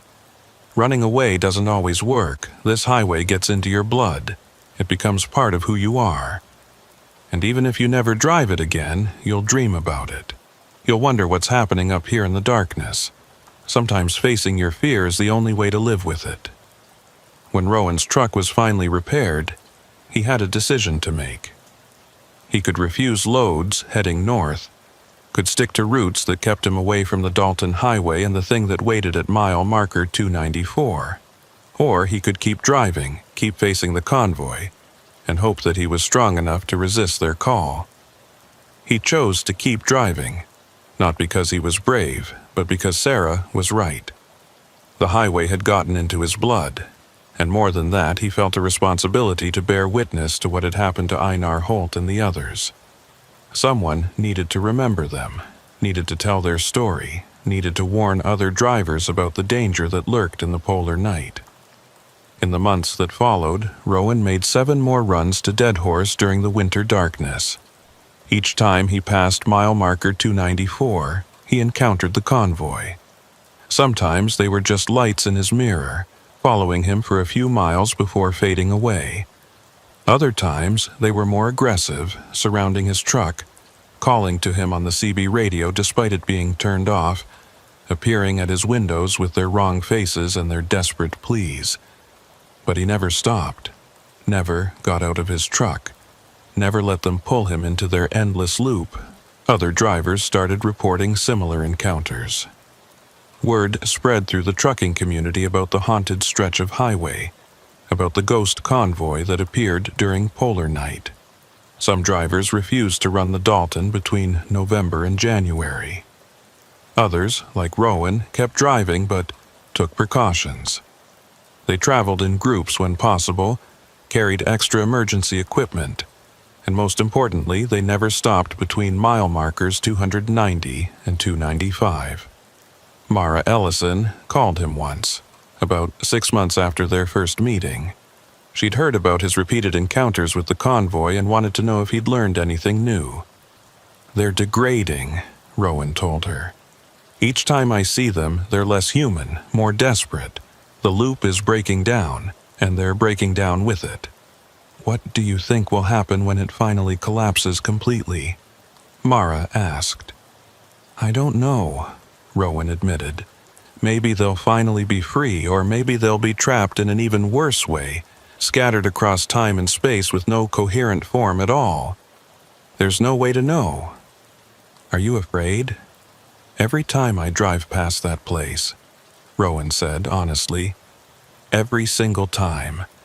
But I keep driving anyway because someone has to. Someone has to remember what happened there and make sure it doesn't happen to anyone else." Years have passed since Rowan's first encounter with the convoy. He still drives the Dalton Highway, still makes regular runs to Dead Horse during the polar night. The convoy still appears, still follows him, still tries to convince him to join them in their endless journey. But Rowan has learned something important about the darkness and the things that live in it. Fear is not something you conquer. It's something you learn to carry with you, to live alongside, to respect without letting it control you. The convoy will always be out there at mile marker 294, trapped in their loop, calling out for help and company. And Rowan will always be vulnerable to their pull, will always feel that cold presence pressing against his truck as he passes through their territory. That's the price of driving the Dalton Highway during polar night. That's the cost of working in a place where darkness rules for months at a time, and reality grows thin under the weight of isolation and cold. Some mysteries can't be solved. Some horrors can't be defeated. You just learn to live with them, to acknowledge their existence, and to make sure you never let your guard down.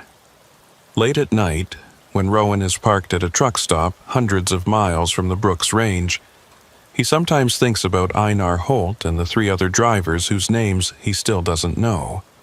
He wonders if they're aware of what they've become, if they remember their lives before they got trapped in that frozen moment.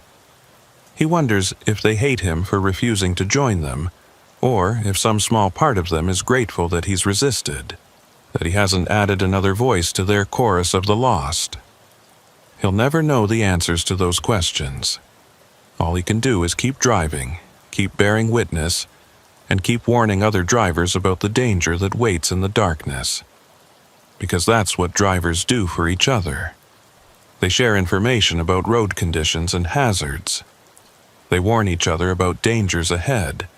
They look out for one another in the loneliest places, even when those dangers are ghosts from the past, trapped in an endless loop through the polar night, forever searching for a destination they'll never reach.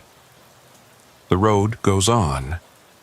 The darkness returns every winter. And at mile marker 294 on the Dalton Highway, 4 trucks are still driving, still calling out on Channel 19, still hoping that someday, somehow, they'll finally make it to Dead Horse before the sun comes up. Amos Reddick had been driving the ice roads of the Northwest Territories for 6 years, and he'd learned to read the weather like other men read newspapers. The way the wind shifted direction, the texture of the clouds, the quality of the cold, all of it told a story if you knew how to listen.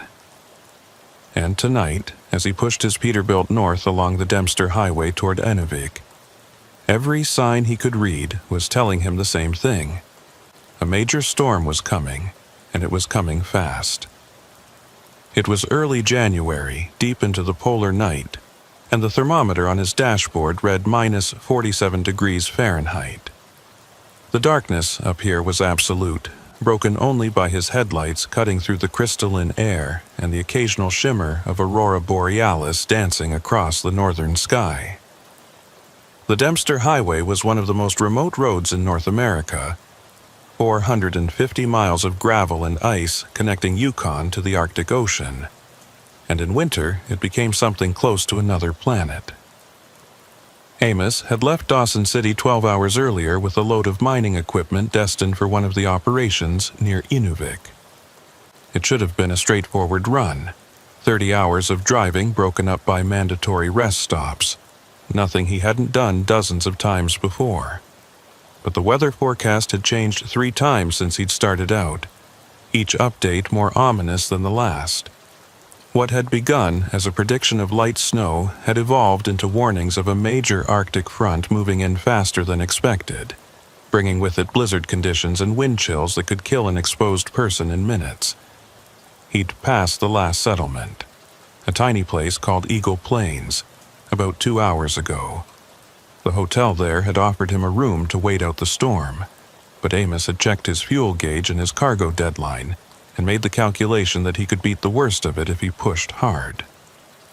Now, watching the wind pick up and the first fat snowflakes beginning to spiral down from the black sky, he was starting to regret that decision. The CB radio crackled with static, but no voices came through.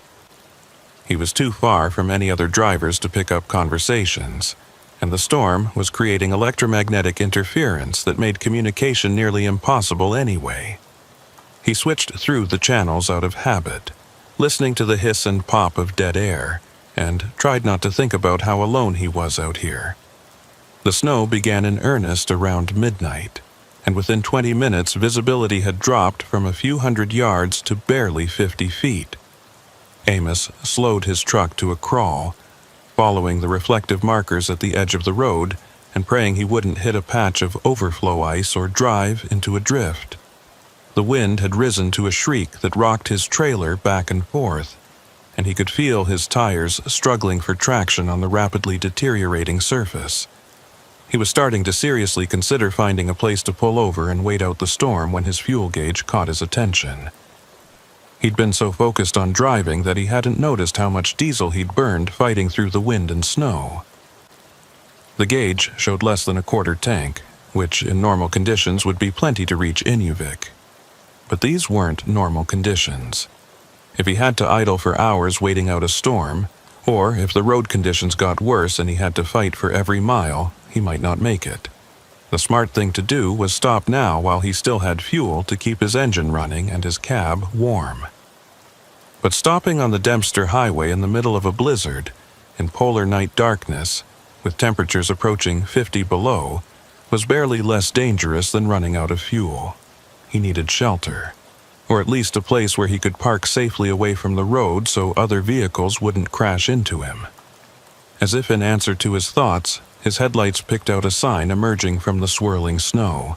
It was old and weathered, the paint faded almost to illegibility, but he could just make out the words, Northern Stop Station, Services, 2 miles. Amos frowned. He'd driven this route at least 30 times over the past 6 years, and he'd never seen that sign before. There were no truck stops between Eagle Plains and Inuvik, nothing but empty wilderness for more than 200 miles. But the sign was clearly there, and right now he didn't have the luxury of being suspicious about unexpected facilities.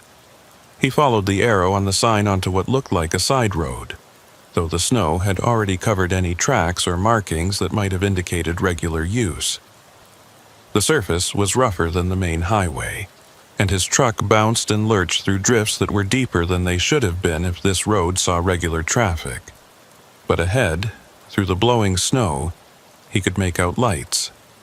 The Northern Stop Station materialized from the storm like something from another era. It was a collection of weathered wooden buildings arranged around a central parking area, all of it covered in snow and ice that suggested months or even years of abandonment. But there were lights on in several of the windows, dim and flickering, but unmistakably real. A fuel island stood near the main building, its ancient pumps still standing though covered in frost and surrounded by drifts.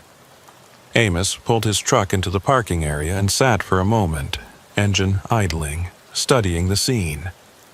Something about this place felt wrong. The buildings were too old, the design too outdated for a facility that should still have power and lights. The parking area was completely empty, with no other vehicles visible.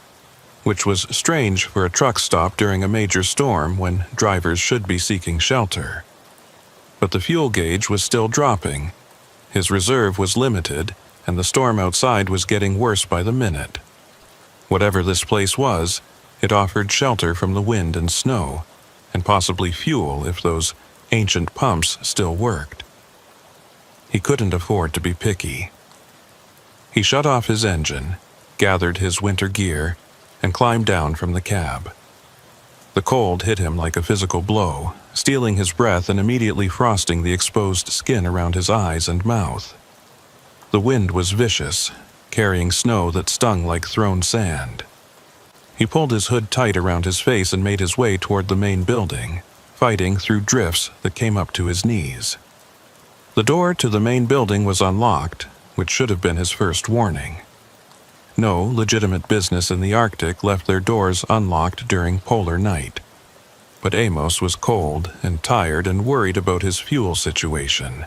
So he pushed inside and let the door swing shut behind him, cutting off the howl of the wind. The interior of the building was even stranger than the exterior. It looked like a truck stop from the 1970s, with wood-paneled walls, orange vinyl seating, and fixtures that hadn't been manufactured in decades. The lights were on, but they flickered irregularly, as if powered by a generator that was struggling to maintain voltage. A layer of dust covered every surface, and the air had a stale quality that suggested no fresh ventilation in a very long time. But what drew Amos's attention most was the evidence of recent occupation. There were coffee cups on the counter, still half full, though the liquid inside had frozen solid. A meal sat on one of the tables, partially eaten, the food preserved by the cold but clearly abandoned mid-bite. A jacket hung on a hook by the door, dusted with frost, but looking like its owner had just stepped away for a moment. "Hello?" Amos called out, his voice sounding flat and strange in the cold air. "Anybody here?" No answer. Just the hum of the struggling lights and the muffled howl of the storm outside. Amos moved deeper into the building, his boots leaving wet prints on the dusty floor. Behind the counter was a small office area with a desk, filing cabinets, and a logbook lying open. He picked up the logbook and examined it in the dim light. The entries were dated, but the most recent one that he could read was from November 17th, 1987. 36 years ago. He flipped through the pages, finding entry after entry from the mid to late 1980s. Records of fuel deliveries, truck arrivals and departures, maintenance notes, all of it written in neat handwriting that became increasingly frantic and disjointed as the entries progressed. The last few pages were almost illegible, filled with scratched-out words and phrases that didn't make sense. Something wrong with the road. Drivers not reaching destination. Can't leave. Tried 3 times. Road loops back. The darkness is wrong here. The final entry, dated November 17, 1987, was written in large, shaky letters. "Do not stay. This place is not right. It holds on to people. Hetty Gallows." Amos set the logbook down carefully, his heart rate accelerating. This wasn't just an abandoned truck stop. This was a place where something had gone very wrong, and whoever Hetty Gallows was, she'd tried to warn anyone who came after her. He should leave. Should get back in his truck, storm or no storm, fuel or no fuel, and get as far away from this place as possible. But the wind outside was still screaming, and when he looked through the window, he could barely see his truck through the blowing snow. Going back out there now, with limited fuel and no clear sense of which direction would lead him back to the main highway, could be suicide. He decided to explore the rest of the building, to see if there was anything useful, any clue about what had happened here. Maybe there was stored fuel he could use, or emergency supplies that would help him survive until the storm passed. The building extended back further than he'd expected. Beyond the main room was a small convenience store area. the shelves still stocked with products that looked decades out of date. Canned goods with labels he didn't recognize. Motor oil in containers that weren't made anymore. Magazines from the 1980s yellowed and brittle with age. Past that was a break room with a few cots and a small kitchen area. Here, too, were signs of interrupted activity. A pot sat on the electric stove, its contents frozen into a solid mass that might once have been soup. Cards were laid out on a table, as if someone had been in the middle of a game. A portable radio sat on the counter, its frequency dial frozen in place. Amos tried the radio, but it was dead. He checked the kitchen, looking for anything that might be useful, and found the refrigerator still humming quietly.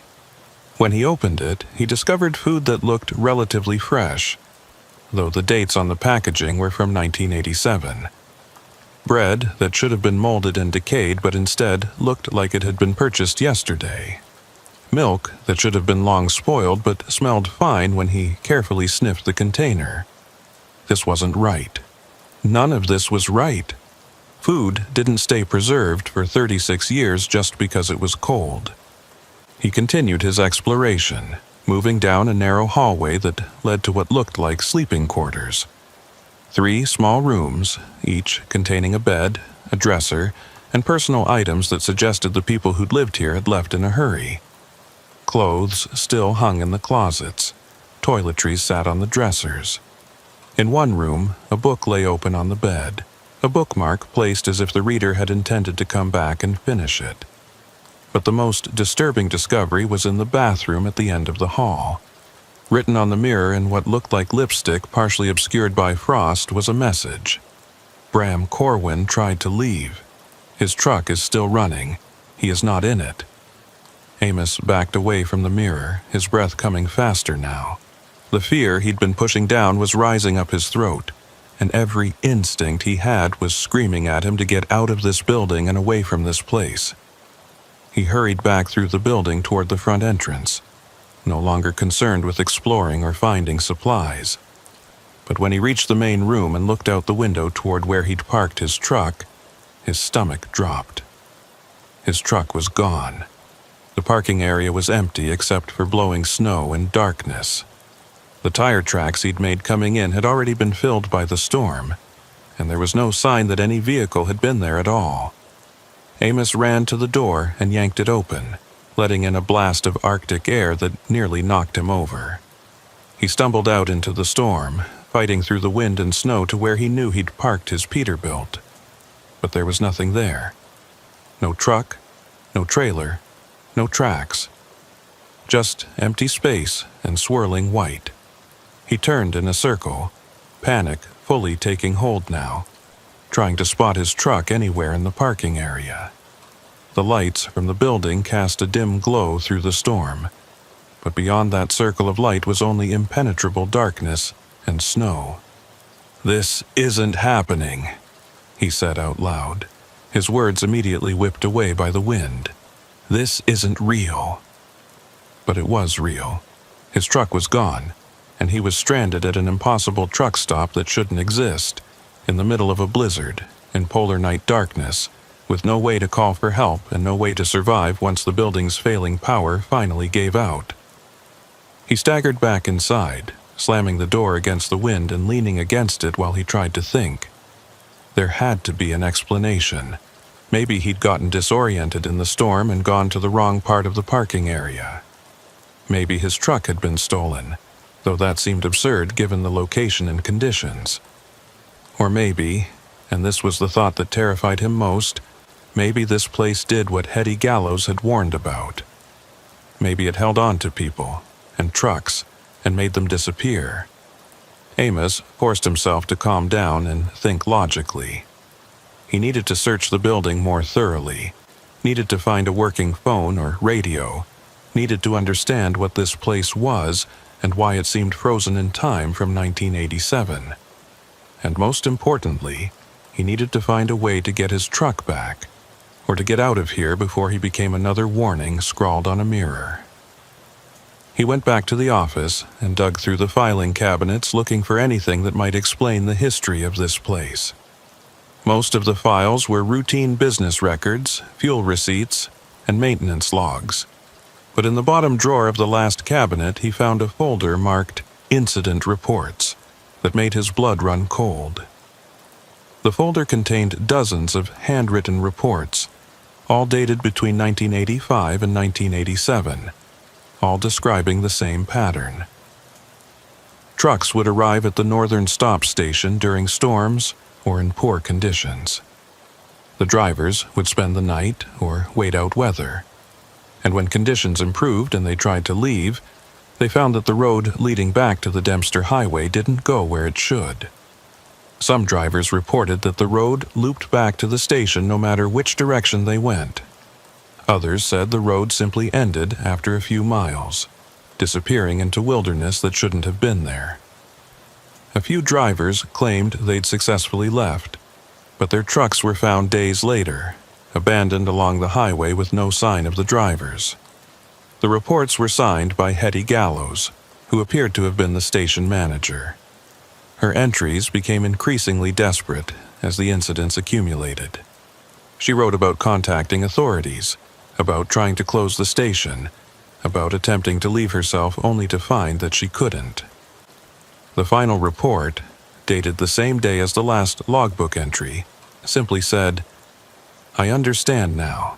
This place exists outside normal geography. It's a pocket, a trap, a place where the isolation and darkness of polar night have created something that shouldn't exist. The station itself is a paradox, powered by the trucks it captures, feeding on the fuel and the drivers who stop here. I am the last person here, and I will not let it take me. But I cannot leave to warn others. All I can do is write these words and hope someone finds them before it's too late. If you're reading this, get out. Don't wait for the storm to pass. Don't look for your truck. Just walk. Pick a direction and walk until you find the real highway. It's your only chance." Amos's hands were shaking as he set down the report. He looked around the building, seeing it with new understanding. The flickering lights, the preserved food, the interrupted activities, all of it suggested a place that existed outside of normal time, sustained by some kind of energy it drew from the vehicles and people that stopped here. He had to get out. Hetty Gallows had been right. Waiting for the storm to pass, looking for his truck, trying to figure out the logistics of survival, all of that was a trap. The only way to escape was to leave now, to walk out into the polar night and the blizzard and trust that somewhere out there, the real world still existed. But looking out the window at the storm raging in the darkness, at the temperature that could kill him in minutes if he wasn't moving, at the absolute blackness beyond the station's lights, Amos felt his resolve waver. Walking out into that was almost certainly death. But staying here in this place that held on to people and fed on them somehow, that might be a fate worse than freezing. He needed more information. Needed to understand exactly what he was dealing with before he made a decision that could kill him. He continued searching the building, looking for anything that might tell him more about the northern stop station and how it had come to exist as this impossible pocket outside of reality. In one of the sleeping quarters, he found a journal tucked under a mattress. The handwriting matched the reports and logbook entries. Hetty Gallows' personal account of what had happened here. Amos sat on the bed and began to read, and with each page, his understanding of his situation became more dire. Hetty had been the station manager since 1985, running what had initially been a legitimate truck stop serving the Dempster Highway. But in the winter of 1986, during an extended period of polar night, things had started to go wrong. Drivers who stopped at the station began reporting strange experiences. Time seemed to move differently inside the building. What felt like a few hours would turn out to be days when they checked their watches. The road outside would shift and change, leading different places depending on when you left. At first, Hetty had thought the drivers were suffering from isolation and darkness, that their perceptions were affected by the extreme conditions. But then she started experiencing it herself. Days would pass with no new arrivals, but the fuel in the tanks would decrease as if phantom trucks were filling up. She would hear engines idling outside at night, but when she looked, there would be no vehicles there. The supplies in the store would restock themselves, appearing fresh and new despite no deliveries coming through. She'd tried to leave in November of 1986, had packed her belongings and driven her own truck out onto the access road. But after 30 minutes of driving, she'd found herself back at the station, approaching from the same direction she'd left. She tried again and again, with the same result. The station wouldn't let her go. Other people had been there with her at various times. 2 other employees and several drivers who'd gotten trapped the same way Amos was trapped now. Some of them had tried to walk out through the storm. None of them had come back. Hetty's final entry, written on the day she'd made the last logbook notation, described her own plan to leave. "I'm going to walk south. I won't follow the road. I'll head directly across country, away from the station and away from anything it might control. Either I'll reach the real highway or I'll freeze to death in the wilderness. Both options are better than staying here and slowly becoming part of whatever this place is. To whoever finds this journal, the station feeds on isolation and darkness.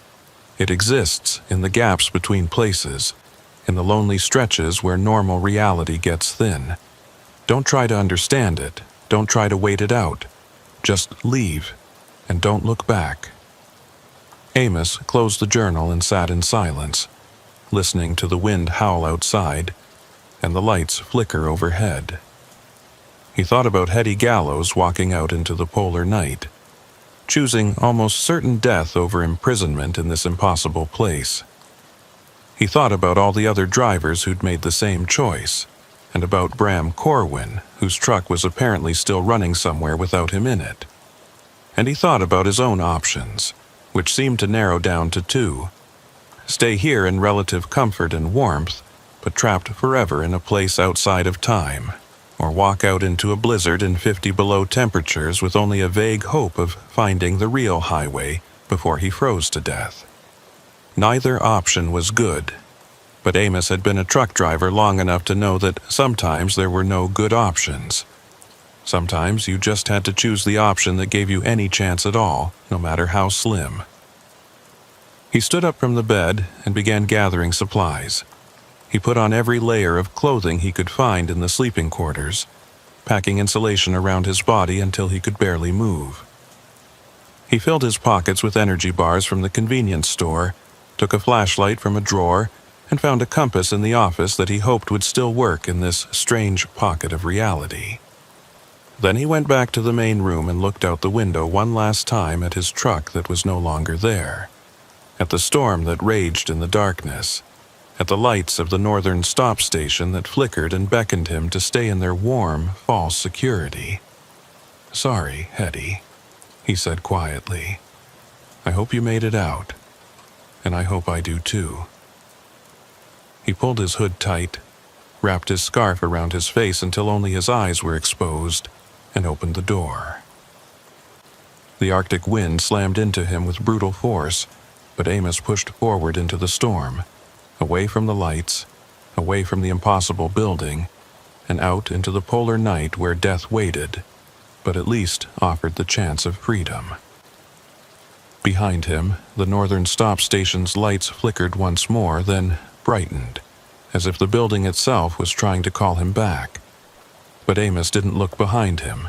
He kept walking, following the compass needle south, trusting that somewhere ahead in the darkness and cold and storm, the real world was waiting to be found. The cold hit Amos like a living thing the moment he stepped beyond the faint glow of the station's lights. It wasn't just cold, it was a presence, a force that immediately began working to shut down his body's defenses. His lungs burned with each breath. The air so frigid it felt like inhaling broken glass. Ice formed instantly on his eyelashes and the exposed skin around his eyes. The wind drove snow into every gap in his clothing, finding vulnerabilities he didn't know existed. He kept the compass in his gloved hand, checking it every few steps to make sure he was still heading south. The needle wavered and spun erratically as if confused by the magnetic fields in this place, but it generally pointed in one direction that he chose to trust. Behind him, the lights of the northern stop station grew dimmer with each step, and part of him screamed to turn back, to return to the warmth and shelter even if it meant being trapped forever. But Amos had made his choice. He kept walking, counting his steps to give himself something to focus on besides the cold and the fear. 100 steps, 200, 500. The station's lights had disappeared completely now, swallowed by the storm and darkness. He was alone in the polar night with nothing but the compass and the faint beam of his flashlight cutting through the blowing snow. The terrain was rougher than he'd expected.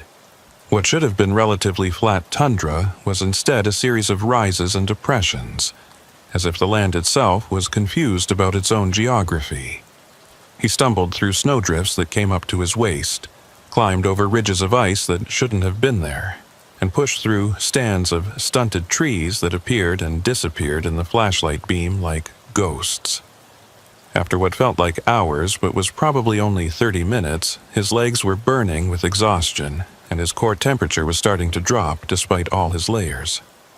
He needed to keep moving, needed to generate heat through activity, but the effort of pushing through the deep snow was draining his energy faster than he could sustain.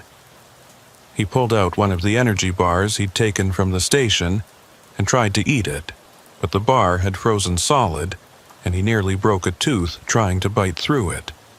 The compass was acting stranger now. The needle spun wildly, pointing in random directions, as if there were multiple magnetic norths all pulling at it simultaneously.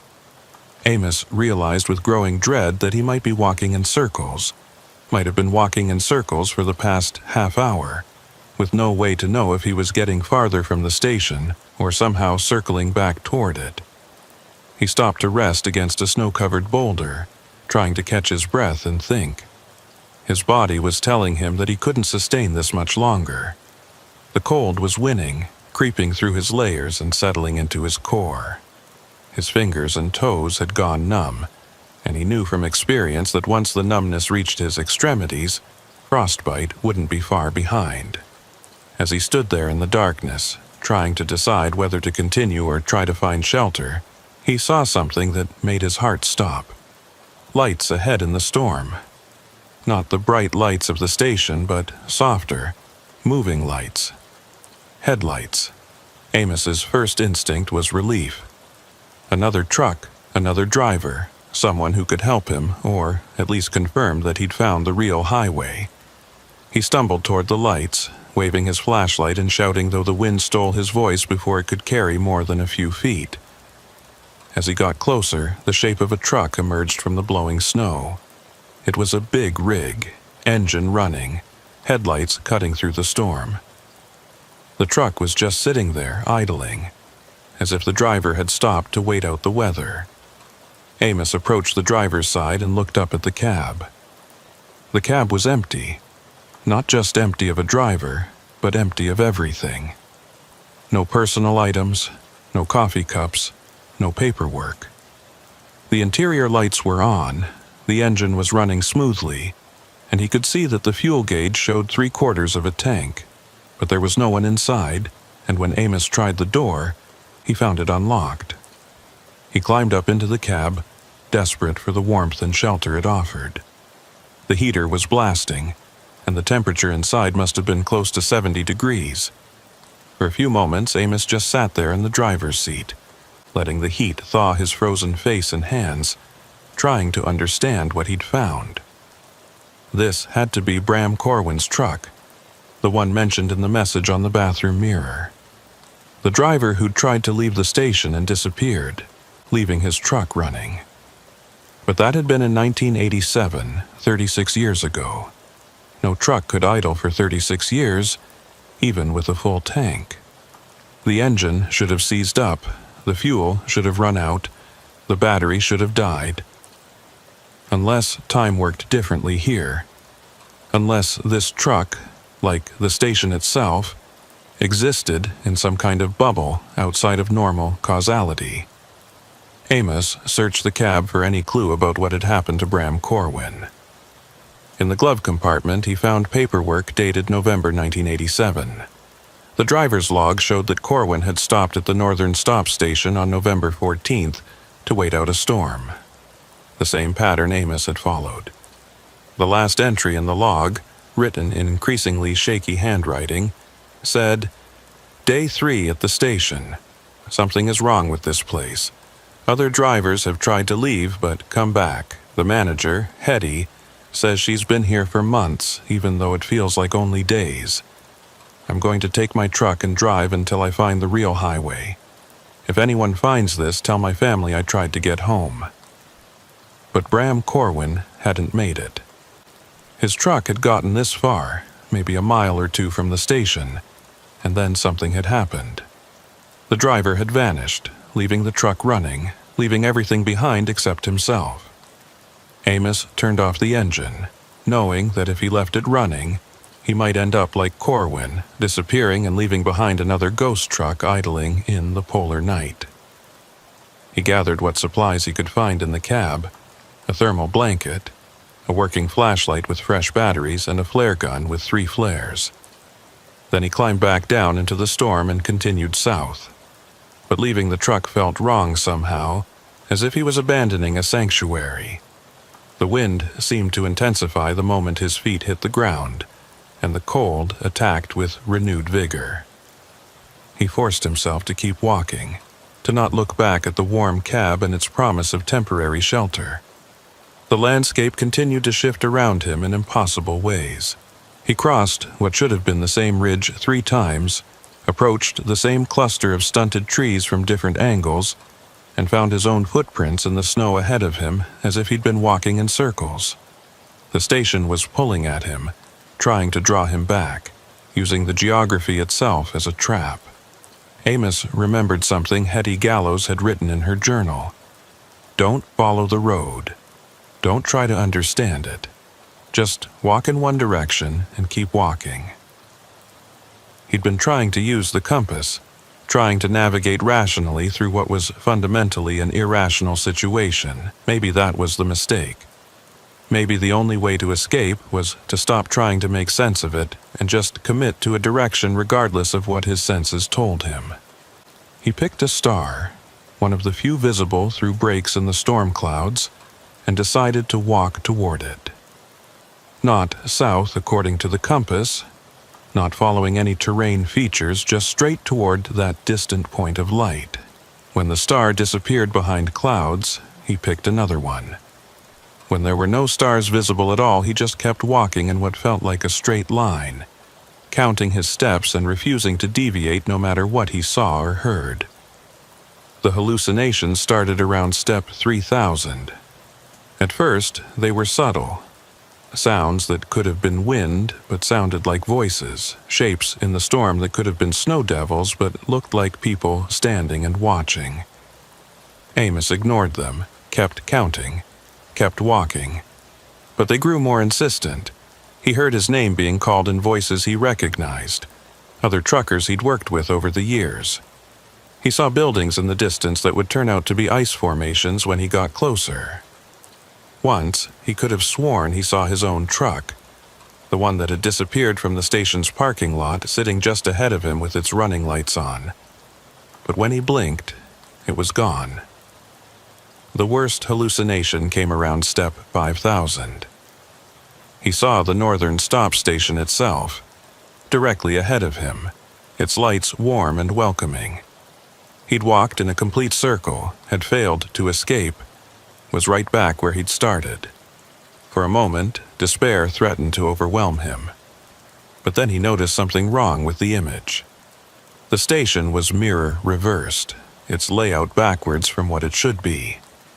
It wasn't real. It was the pocket reality trying one last time to convince him to give up and return. Amos closed his eyes and kept walking, refusing to look at the phantom station, refusing to acknowledge its existence. He counted his steps and thought about the real world, about real highways and real truck stops with working phones and helpful people. He thought about calling his dispatcher from a normal facility and explaining why his load was going to be late. He thought about hot coffee and warm beds and sunrise, even though sunrise was weeks away this far north. When he opened his eyes again, the phantom station was gone. And ahead of him, barely visible through the storm, was something new. A reflective marker, the kind used to mark the edges of highways in remote areas. And beyond it, another one. And beyond that, the faint impression of a road cut through the snow. Amos stumbled toward the markers, hardly daring to believe they were real. But they were solid under his gloved hands, real metal and reflective tape, not phantoms or hallucinations. He'd found the Dempster Highway, or at least something connected to the real world. He collapsed onto the snow-covered road, exhaustion finally overwhelming him. He'd been walking for hours in impossible conditions, burning energy faster than his body could produce it. His core temperature was dangerously low, his extremities were probably already suffering from frostbite, and he was on the edge of hypothermia. But he'd made it out. He'd escaped the pocket reality that had trapped Hetty Gallows and Bram Corwin, and who knew how many others. The sound of an engine brought him back to full consciousness. Headlights were approaching from the south. Real headlights attached to a real truck driven by a real person. Amos pulled out the flare gun with trembling hands and fired a flare into the sky. The bright red star arced upward and hung in the darkness, impossible to miss. The truck slowed and stopped beside him. A door opened and someone climbed down, a figure in heavy winter gear that bent over him with concern visible even through the thick face covering. "Jesus, you're half frozen," a woman's voice said. "What the hell are you doing out here on foot?" "Truck stop," Amos managed to say through lips that felt like frozen wood. "Northern stop station. Got trapped." The woman helped him to his feet and half carried him to her truck. The cab was blessedly warm, and as feelings started to return to his extremities, the pain began. Amos gritted his teeth against it, knowing that pain meant his tissue was still alive, still salvageable. "There's no truck stop around here," the woman said as she got back in the driver's seat and turned up the heat. "Not for another 150 miles. You must be confused from the cold." "It was there," Amos insisted. "Off the main highway, down a side road. Old place, from the 80s. It pulled me in and my truck disappeared." The woman gave him a concerned look. "You're not making sense. The cold can do that, mess with your head. Let's just get you to Inuvik and get you checked out by a doctor." Amos wanted to argue, wanted to convince her that what he'd experienced was real, but the warmth of the cab and the exhaustion of his ordeal were catching up with him. His eyes were closing despite his best efforts to keep them open. As consciousness faded, he heard the woman talking on her radio, reporting a stranded driver she'd found on the highway, possible hypothermia and exposure. And underneath her voice, just barely audible, he heard something else. Static on the CB radio, and within that static, voices. "Day 4 at the station. Can't find the highway. The manager says there's no way out. My truck is running, but I can't find it." Amos tried to tell the woman to change the channel, to stop listening to those voices, but sleep pulled him under before he could form the words. He woke up in a hospital in Inuvik, 12 hours later. The doctor told him he'd been lucky. Moderate frostbite on his fingers and toes, but nothing that required amputation. Mild hypothermia that had responded well to warming protocols. He'd survive without permanent damage, though he'd need to stay off the road for a few weeks while his body recovered. The RCMP came to interview him while he was still in the hospital. They wanted to know about his truck, about why he'd been walking in a blizzard in the middle of nowhere, about the truck stop he claimed to have found. Amos told them everything, knowing they wouldn't believe him but feeling obligated to report what had happened. They listened politely and took notes. Then they told him that search teams had gone to the area where he'd been found, had followed the road marks looking for the side route to the northern stop station, and had found nothing. No road, no buildings, no signs of any structure having ever existed in that location. They'd used helicopters and satellite imagery and ground teams, and there was simply nothing there except empty wilderness. His truck was still missing. It hadn't been recovered, hadn't been found abandoned anywhere along the highway. As far as official records were concerned, Amos Reddick had left Dawson City with a full load of mining equipment, had gotten caught in a storm somewhere on the Dempster Highway, and had abandoned his vehicle for reasons unknown. The load was a total loss, the truck was missing, and Amos was responsible for both. But one person believed him. The woman who'd picked him up on the highway came to visit him in the hospital on his third day there. Her name was Sarah Mackenzie, and she'd been driving the Dempster Highway for 15 years. She sat beside his bed and listened as he told her the complete story, not leaving out any details no matter how impossible they sounded. When he finished, she was quiet for a long moment. Then she said, "I've heard stories about a place like that.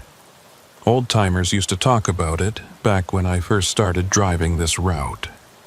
They called it the Nowhere Station, and they said it appeared during the worst storms, during the darkest part of polar night, when reality got thin from the isolation and cold. Most people thought it was just a legend, a story truckers told to spook each other, but a few drivers claimed they'd seen it, or knew someone who'd gone missing near where it was supposed to be." "Did anyone ever escape from it before?" Amos asked. Sarah shook her head. "Not that I ever heard. The stories always ended the same way. The driver would disappear, or their truck would be found abandoned, or they'd just never be heard from again. You're the first person I've met who claims to have gotten out." "Hetty Gallows," Amos said, "the station manager. She wrote in her journal that she was going to walk away from it. Maybe she made it out too." "Maybe," Sarah said doubtfully.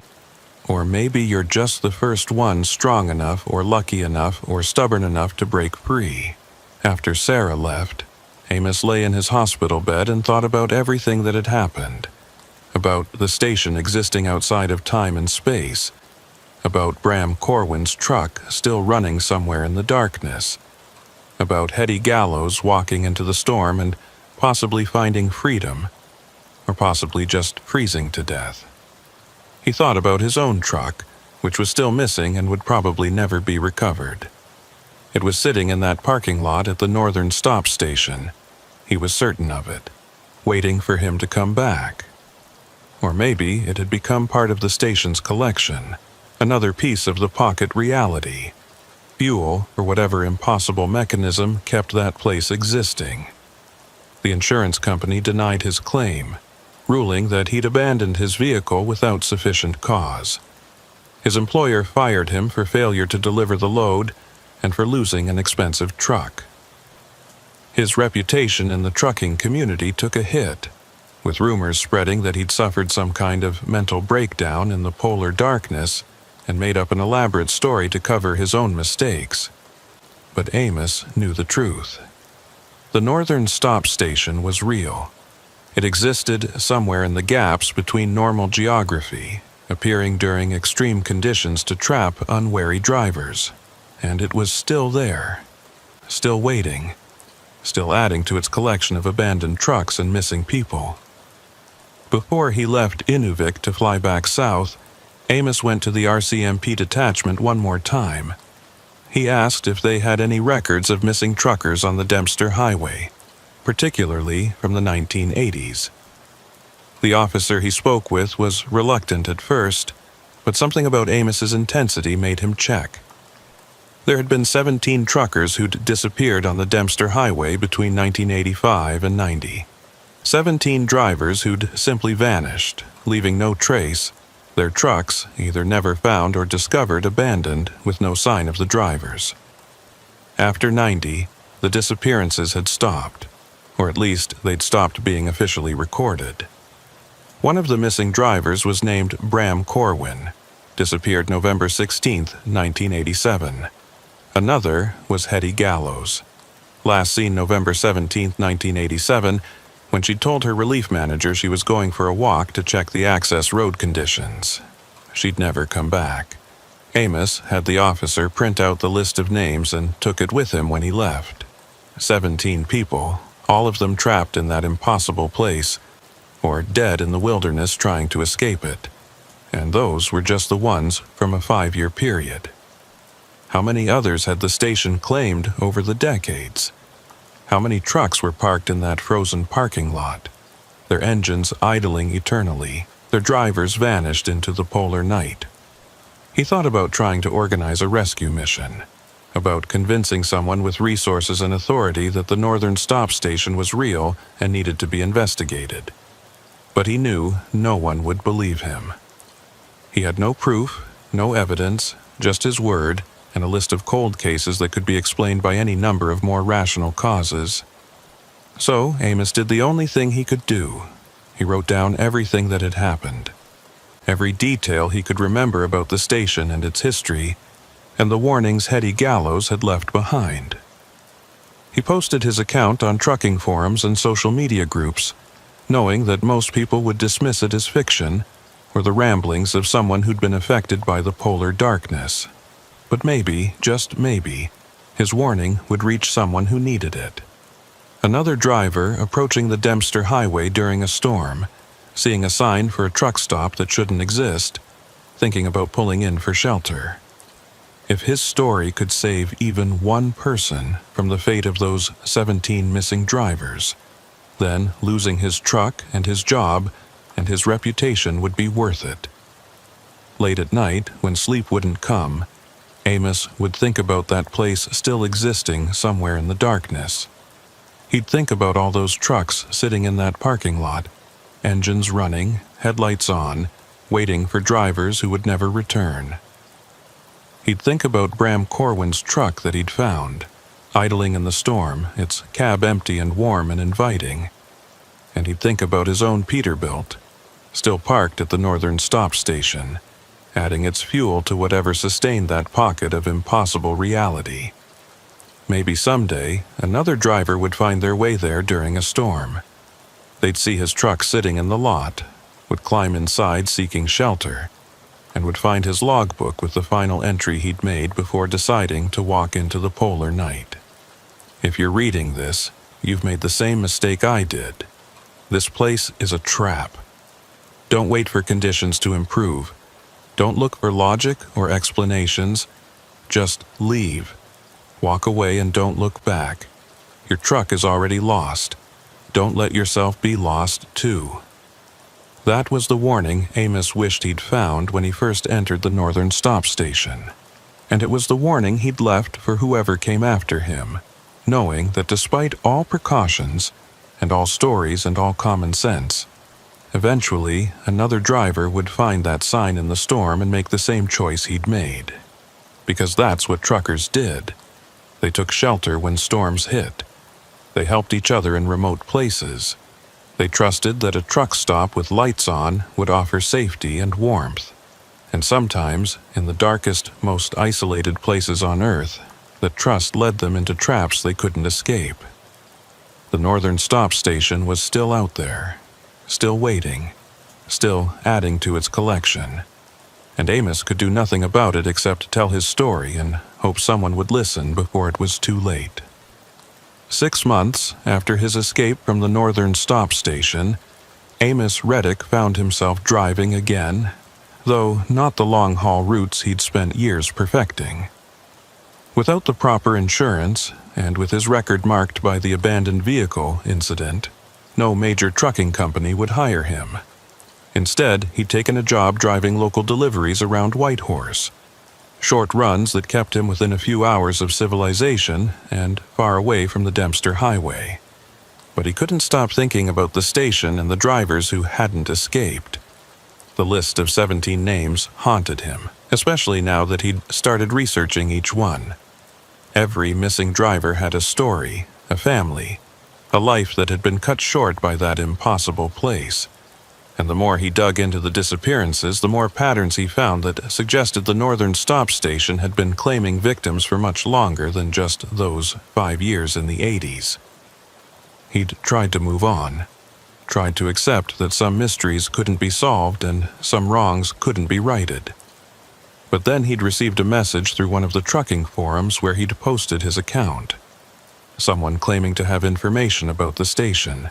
Someone who wanted to meet in person to discuss what they knew. The message was from a woman named Dorothy Gallows, and she'd signed it with a single line that made Amos's blood run cold. Hetty was my sister. I need to know what happened to her. They'd agreed to meet at a diner in Whitehorse on a Tuesday afternoon when Amos wasn't working. He arrived early and sat in a booth by the window, watching the parking lot and trying to figure out what he was going to say to the sister of a woman who'd been missing for 36 years. Dorothy Gallows arrived precisely on time. She was in her 70s, silver-haired and sharp-eyed, moving with the careful deliberation of someone who'd lived a hard northern life. She spotted Amos immediately, as if she'd been studying his photo and slid into the booth across from him without preamble. "You're the trucker who escaped from my sister's station," she said. It wasn't a question. "I am," Amos replied. "I found her journal there. Her warnings probably saved my life." Dorothy's expression didn't change, but something flickered in her eyes. Pain, or maybe hope. "Tell me everything. Don't leave anything out, no matter how strange it sounds. I've spent 36 years trying to understand what happened to Hetty, and I think you're the first person who might actually have answers." So Amos told her everything, starting from the moment he'd seen the sign for the Northern Stop Station and ending with his escape onto the real highway. He described the building in detail, the frozen food and abandoned belongings, the logbooks and incident reports. He quoted passages from Hetty's journal, the parts he could remember clearly, and described her final decision to walk away from the station into the polar night. When he finished, Dorothy sat in silence for a long moment, staring at her untouched coffee. Finally, she spoke. Hetty bought that station in 1985. She'd been working truck stops across the north for years, saving money, and when the Northern Stop came up for sale, she jumped at it. Remote location, but good business potential serving the Dempster Highway traffic. She called me after her first winter there. Said strange things were happening, but she couldn't quite explain what. Drivers reporting lost time, supplies disappearing and reappearing, the geography around the station not making sense. "Did she ever tell you she was trapped there?" Amos asked. Not in those words. But her letters got stranger as time went on. She'd write about things that had happened months ago as if they'd just occurred. She'd mentioned seeing drivers who I knew had gone missing weeks earlier. And then in November of 1987, the letters stopped completely. I reported her missing, but the RCMP said they'd investigated and found the station abandoned, no sign of foul play. They assumed she'd walked away from the business and started a new life somewhere else. But she didn't, Amos said. No, Hetty wouldn't have done that. She wasn't a quitter, and she wouldn't have left without telling me. Dorothy pulled out a folder from her bag and slid it across the table. I've been collecting information about that station for 36 years. Every missing driver report, every strange story, every rumor and legend. I need you to look at this and tell me if any of it matches what you experienced. Amos opened the folder and began reading. The documents inside painted a disturbing picture. The Northern Stop Station had been built in 1947, one of several facilities constructed to support the newly opened Dempster Highway route. But almost from the beginning there had been problems. The first manager had disappeared after only 6 months. The second manager had quit after reporting temporal anomalies that his supervisors dismissed as isolation-induced paranoia. By the 1950s, the station had gained a reputation among local truckers as an unlucky place. Drivers who stopped there reported feeling disoriented, losing track of time, seeing things that couldn't be explained. Several disappearances were loosely connected to the station, but nothing was ever proven. The facility changed hands multiple times, closing and reopening under different names and management. But the same pattern of strange incidents continued. What made Amos's skin crawl was a report from 1983, 2 years before Hetty had bought the place.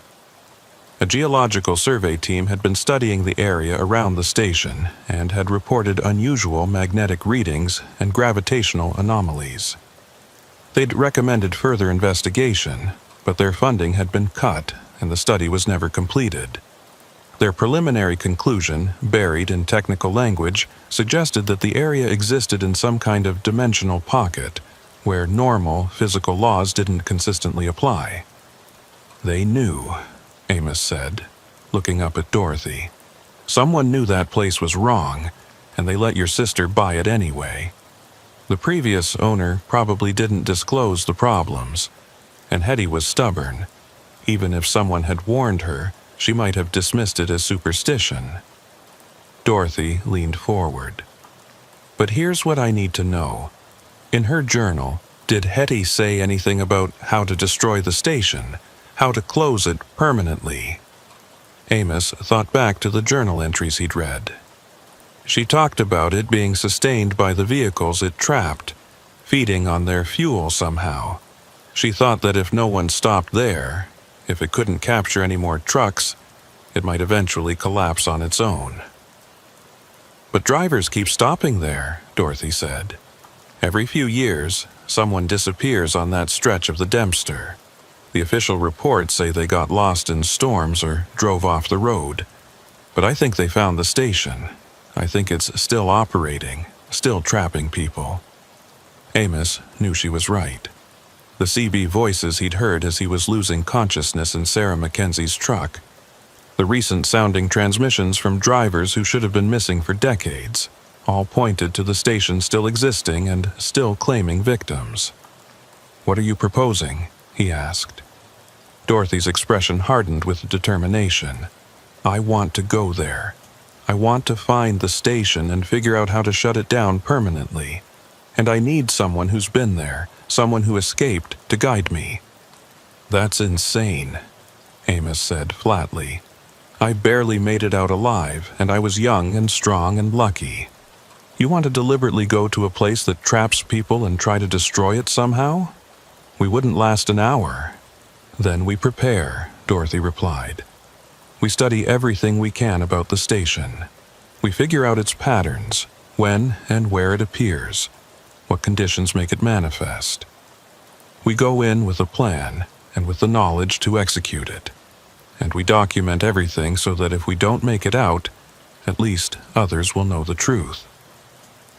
Amos wanted to say no. Every rational part of his mind screamed that this was suicide, that Dorothy was letting her grief and determination drive her toward a foolish death. But he looked at the folder in front of him, at the names of 17 missing drivers from just a 5-year period, and he thought about how many more names there might be if he went back further, or looked ahead to future disappearances. "Let me think about it," he said finally. "Give me a week to consider whether this is even possible." Dorothy nodded and stood to leave. "I've waited 36 years. I can wait 1 more week. But Amos, understand this. I'm going with or without you. I'm not getting any younger, and I need to know what happened to my sister before I die. Your help would make success more likely, but it won't change my decision." She left him sitting in the diner with the folder of documents, and Amos spent the next 3 hours reading through every page, absorbing every detail about the Northern Stop Station and its history of claiming victims. Over the following week, Amos found himself unable to think about anything else. He researched dimensional pockets and temporal anomalies, diving into physics papers he barely understood. He studied Arctic survival techniques and extreme cold weather gear. He mapped out the Dempster Highway and tried to identify the exact location where he'd found the station, though he knew from experience that its position might not be fixed. But most importantly, he wrestled with the question of whether he had an obligation to help. He'd escaped when 17 others hadn't. He'd been given a second chance that Hetty Gallows and Bram Corwin and all the others never got. Did that create a responsibility to try to help them, or at least to prevent future victims? On the 7th day, he called Dorothy and told her he'd do it. They spent the next 3 months planning. Dorothy had resources, money saved over decades of working in Yukon's mining industry, and she used it to acquire the best cold weather gear available, satellite communication equipment, and emergency supplies. Amos contributed his knowledge of the station's layout and his experience navigating the pocket reality it created. Their plan was simple in concept but difficult in execution. They would drive to the approximate area where Amos had encountered the station, wait for conditions that matched his experience, a major storm during the deepest part of polar night, and actively search for the access road that led to the facility. Once there, they would document everything they could, try to understand the mechanism that sustained the pocket reality, and if possible, find a way to disrupt it. They both knew the odds were against them. But they also knew that doing nothing meant condemning future drivers to the same fate as those who'd already disappeared. They left Whitehorse in late December, driving north in Amos's new truck, a modest delivery vehicle he'd purchased with his savings. Dorothy rode in the passenger seat, reviewing their supplies and equipment, while Amos navigated the increasingly remote highway.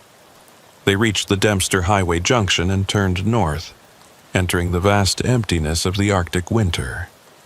The weather forecast showed a major storm system moving in, the kind of conditions that had been present during Amos's first encounter with the station.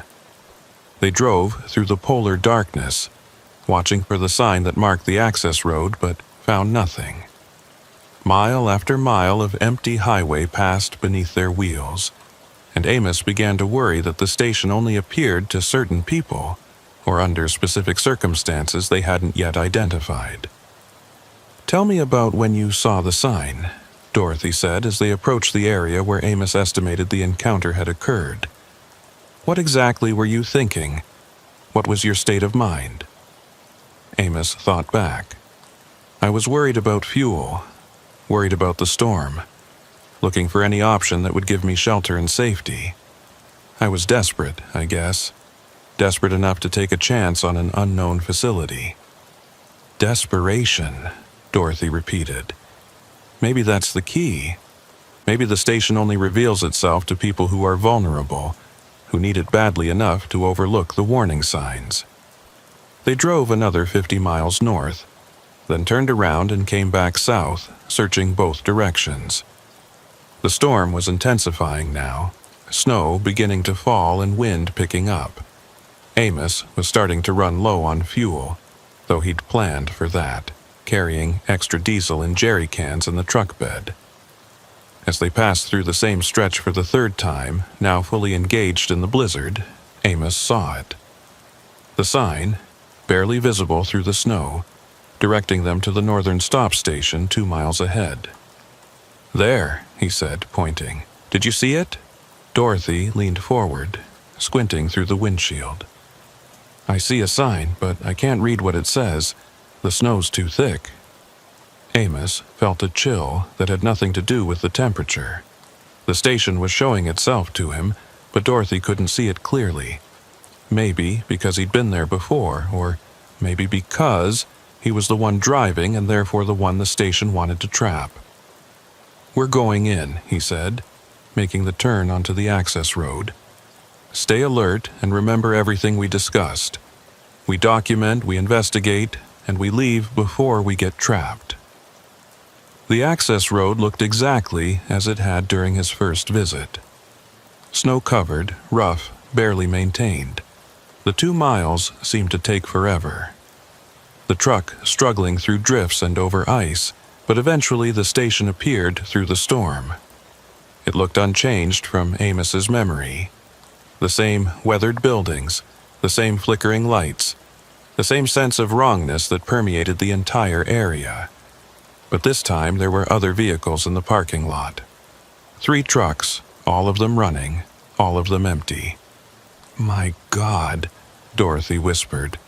"It's real. After all these years of wondering, it's actually real."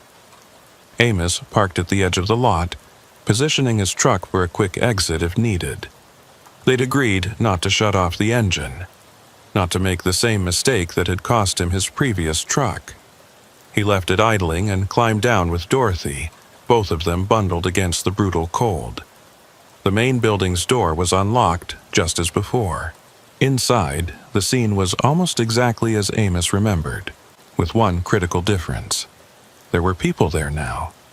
2 men and a woman sat at the tables in the main room, drinking from steaming cups and talking quietly.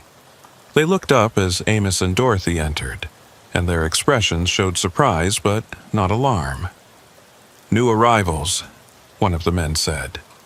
He was middle-aged, with a beard frosted with ice. "Welcome to the northern stop. Storm's bad out there. You folks looking for a place to wait it out?" Amos felt his heart pounding. These people looked real, sounded real, but something was off about them. Their clothes were from different eras, one man wearing a jacket style from the early 2000s, the woman in something that looked 80s, the other man in gear that could have been from the 90s. "How long have you been here?" Dorothy asked, her voice steady despite the tension Amos could see in her posture. The bearded man shrugged. "Couple days, maybe? Storm's been persistent. We're waiting for it to clear before we head back out." "What year is it?" Amos asked bluntly.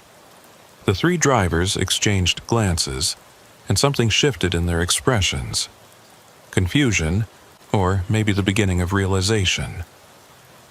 "It's 2003, the woman said, slowly. "December 2003. "Why? What year do you think it is?" Amos and Dorothy looked at each other. The woman thought it was 2003. She'd been here for 20 years, thinking it had only been a couple of days. "I need to show you something," Dorothy said, pulling out her phone and approaching the table. She opened a news app showing the current date, December 19th, 2023. The 3 drivers stared at the phone screen, and Amos watched understanding dawn in their eyes. Horror, denial, disbelief, all of it playing across their faces as they realized the truth. "That's not possible," the bearded man said. "I stopped here on December 11th, 2003, 3 days ago. I'm hauling a load that's due in Inuvik on the 15th. I can't have been here for 20 years. "This place exists outside normal time," Amos explained gently. "You've been trapped here, all of you, for years or decades depending on when you arrived. The station feeds on the trucks, on the fuel, on something about the presence of vehicles and people, and it keeps you in a loop where you don't realize how much time has passed." The woman stood abruptly, her chair scraping across the floor. "My family, my kids, they must think I'm dead." "You need to leave," Dorothy said, urgently. "All of you. Get in your trucks and drive away from this place. Don't follow the road. Just pick a direction and keep going until you find the real highway." "But the storm," one of the men began. "The storm is part of the trap," Amos interrupted. "It's always storming here. If you wait for conditions to improve, you'll wait forever. You have to leave now, while you still can." The 3 drivers looked at each other, and Amos could see them struggling with the decision. Everything they thought they knew was being turned upside down, and he was asking them to walk out into a deadly storm on faith alone. "I was here before," Amos said, 6 months ago. I escaped by walking away from the station, and I found the real highway. It's possible, but you have to do it now, before the station reasserts its hold on you." The bearded man stood. "My truck, you said our trucks are still running?" "They're in the parking lot," Dorothy confirmed. "Engines idling, just like you left them." That seemed to decide it for them. The three drivers gathered what few possessions they had and headed for the door. Amos and Dorothy watched as they found their trucks, climbed inside, and one by one drove out of the parking lot and disappeared into the storm. "Will they make it?" Dorothy asked quietly. "I don't know," Amos admitted. "But they have a chance now. More than they had sitting here thinking it was still 2003. Now came the hardest part. They needed to search the station for information about how it worked and how to shut it down. But every minute they spent here increased the risk of becoming trapped themselves. Amos kept his keys in his hand and one eye on the door, ready to run at the first sign that the station was trying to claim them. They split up to cover more ground. Dorothy searched the office and filing cabinets while Amos explored the back rooms. He found more evidence of trapped drivers, belongings from different decades scattered throughout the building. Proof that the station had been claiming victims for far longer than the documented cases suggested. In one of the sleeping quarters, he found something that made his breath catch. A driver's log with Bram Corwin's name on it, and beside it, a journal with entries that continued past November 1987. Corwin hadn't disappeared the night he'd left the station. He'd made it back, somehow, and had stayed here for at least several more weeks based on the journal dates. The entries detailed Benjamin Corwin's growing understanding of the station's nature. He'd experimented with the pocket reality, testing its boundaries and trying to understand the physics that sustained it. His final entry was dated January 4th, 1988. "I've figured it out. The station exists at a convergence point where multiple timelines intersect. Every truck that stops here creates an anchor point, tethering a specific moment in time to this location. The more anchors, the stronger the pocket reality becomes. But there's a core, a central point where the convergence is strongest. It's in the basement, underneath the main building. I'm going down there to see if I can disrupt it.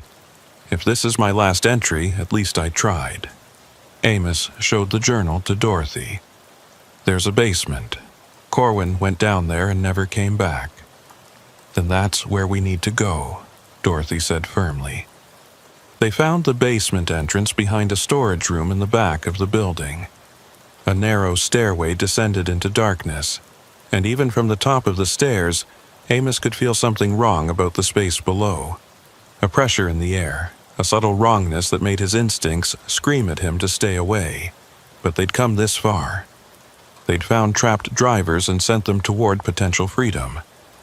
And if there was any chance of shutting down the station permanently, of preventing future victims, it lay in that basement. Amos descended first, his flashlight cutting through the darkness, with Dorothy close behind. The basement was larger than it should have been, extending far beyond the footprint of the building above. And in the center of the space, surrounded by decades of accumulated junk and abandoned equipment, was something that defied explanation. It looked like a tear in reality itself, a shimmering discontinuity in the air that hurt to look at directly. Around it were parked more trucks than should have been able to fit in the space, all of them running, all of them empty. And standing near the tier, motionless as statues, were people. Dozens of people. Drivers who'd gotten too close to the core and become part of it somehow. One of them was a woman in clothing from the 1980s. Amos recognized her from the photo Dorothy had shown him. "Hetty?" Dorothy whispered, moving toward her sister. "Don't." Amos grabbed her arm. "Don't get too close. Look at them. They're not moving, not breathing. They're trapped here more completely than anyone upstairs." Dorothy's face was streaked with tears. "Can we free them?" Amos studied the tear in reality and the people frozen around it. I don't think so. I think they're part of the structure now, part of what keeps this place existing. If we disrupt it, we might destroy them too. Then we destroy it, Dorothy said, her voice hard. We shut this place down, even if it means Hetty doesn't come back. She wouldn't want this to continue. She wouldn't want more people to suffer what she suffered. They'd brought thermite charges, industrial-grade equipment that Dorothy had acquired through her mining contacts. The plan had been to damage the building's core structure if they couldn't find another way to shut down the station. But now, looking at the tear in reality and understanding that it was the core that sustained everything, Amos had a different idea. We need to close the tear, he said. Break the convergence point. But I don't know if thermite will affect something that exists outside normal physics. There's only one way to find out, Dorothy said, pulling out the charges. They worked quickly, placing the thermite around the tear while carefully avoiding the frozen drivers. The charges would burn at over 4,000 degrees, hot enough to melt through steel, and Amos hoped that extreme heat applied directly to the discontinuity would disrupt whatever mechanism kept it stable. They set the timers for 5 minutes and ran back up the stairs, through the building, and out to their truck. Amos had the engine in gear and was moving before Dorothy had fully closed her door, racing away from the station as fast as the snow and ice would allow. Behind them, light flared through the basement windows of the northern stop station. Not the orange glow of normal fire, but something else, something that shifted through colors that shouldn't exist. The building shuddered, and through his mirrors Amos saw it begin to fold in on itself, collapsing not down but inward, as if being pulled into a point that existed in more dimensions than the normal 3. Then it was gone. The northern stop station, the pocket reality, the trap that had claimed so many lives over so many decades, simply ceased to exist. Where the buildings had stood was now just empty tundra, snow-covered and dark, no sign that anything had ever been there. Amos drove for another hour before he felt safe enough to stop. They sat in the idling truck, both of them shaking from adrenaline and cold and the enormity of what they'd just done. "Did we kill them?" Dorothy asked quietly. "All those frozen drivers in the basement?" "I don't know," Amos said honestly. "But if they were still alive in any meaningful sense, being trapped forever like that wasn't living. Maybe we freed them. Or maybe we just ended their suffering. Either way, it was better than leaving them there." Dorothy nodded slowly, tears running down her face. "Thank you for helping me. For giving me closure. Even if it wasn't the closure I wanted." They drove back to Whitehorse in silence, each lost in their own thoughts. The RCMP would never believe what they'd done, and they agreed not to report it. The northern stop station had officially never existed anyway, so its destruction couldn't be documented. But in the weeks that followed, Amos noticed something. Reports of missing truckers on the Dempster Highway dropped to zero. The steady trickle of disappearances that had continued for decades, dismissed as accidents or drivers fleeing their lives, suddenly stopped. The road was no safer than before, the polar night no less dark, but the trap that had claimed so many victims was finally gone. Sometimes Amos wondered about the 3 drivers they'd sent out into the storm, whether they'd found the real highway or frozen in the wilderness. He'd tried to search for missing person reports being resolved, for drivers from 2003 and earlier suddenly reappearing, but found nothing. Maybe they'd made it and were quietly rebuilding their lives. Or maybe the pocket reality had claimed them one last time before it collapsed. He'd never know for certain. But late at night, when he drove dark roads under Arctic skies, Amos liked to think that somewhere out there, those drivers had found their way home. That Hetty Gallows and Bram Corwin and all the others trapped in that basement had finally found peace. and that no driver would ever again see a sign for the northern stop station promising shelter from a storm and ending up trapped in a place outside of time. 3 years after the destruction of the northern stop station, Amos Reddick was driving the Dempster Highway again. He'd worked his way back up through the industry, rebuilding his reputation one careful delivery at a time, until a company finally gave him another chance at long-haul work. The pay was good, the routes were familiar, and Amos told himself he'd put the experience with the station behind him. But the Dempster Highway in polar night was different now.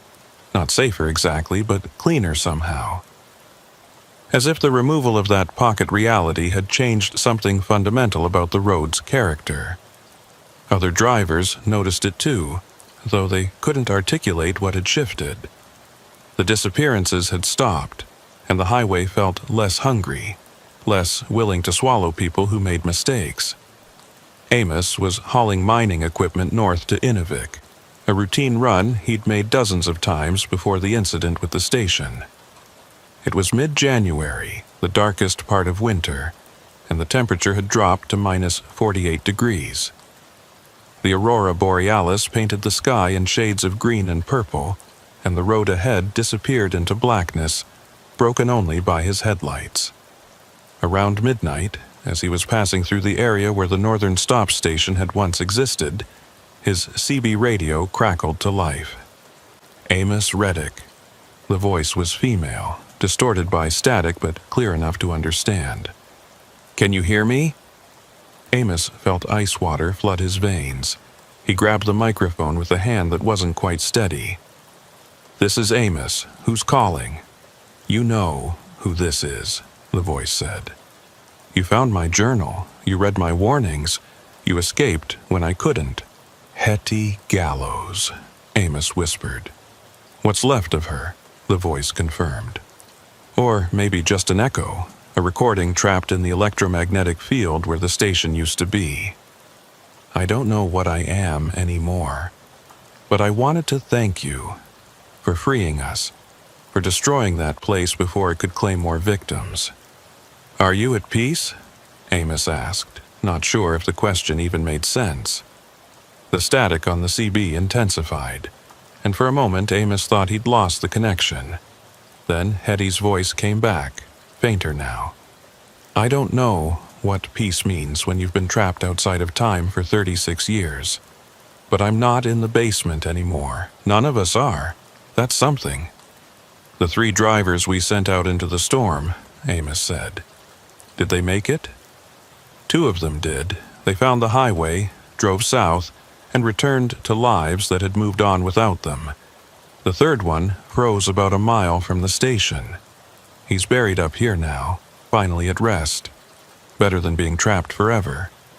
And Dorothy, Hetty, your sister helped destroy the station. She spent 36 years looking for you." "I know." The static made it hard to tell, but Amos thought he heard emotion in the voice. "Tell her I'm grateful. Tell her I'm sorry she had to live with not knowing for so long. Tell her the younger sister she remembers is gone, but what's left of me appreciates what she did." The transmission was breaking up now, the voice fading in and out. "Amos, one more thing. The station is gone, but the convergence point isn't completely closed. There are still thin places on this highway, especially during polar night. Be careful. Don't stop in areas that feel wrong. Don't trust lights that appear where they shouldn't be. The Dempster is safer now, but it's not safe." "I understand," Amos said. "Thank you for the warning. Thank you for listening to my warnings back then. You're stronger than most, Amos Reddick. Stay that way." The CB fell silent, returning to the normal hiss and crackle of empty channels. Amos drove on through the darkness, processing what he'd just heard. He'd destroyed the station 3 years ago, but somehow, Hetty Gallows, or something that had been Hetty, was still able to reach across the distance and make contact. Maybe Dorothy was right.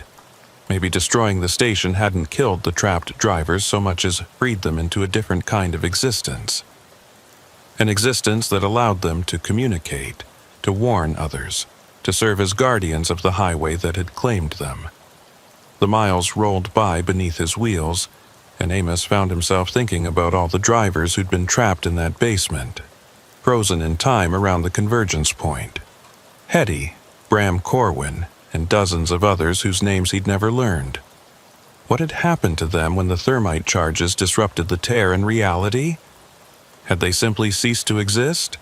Or had they been scattered across time and space, their consciousness preserved in some form that allowed them to still interact with the physical world?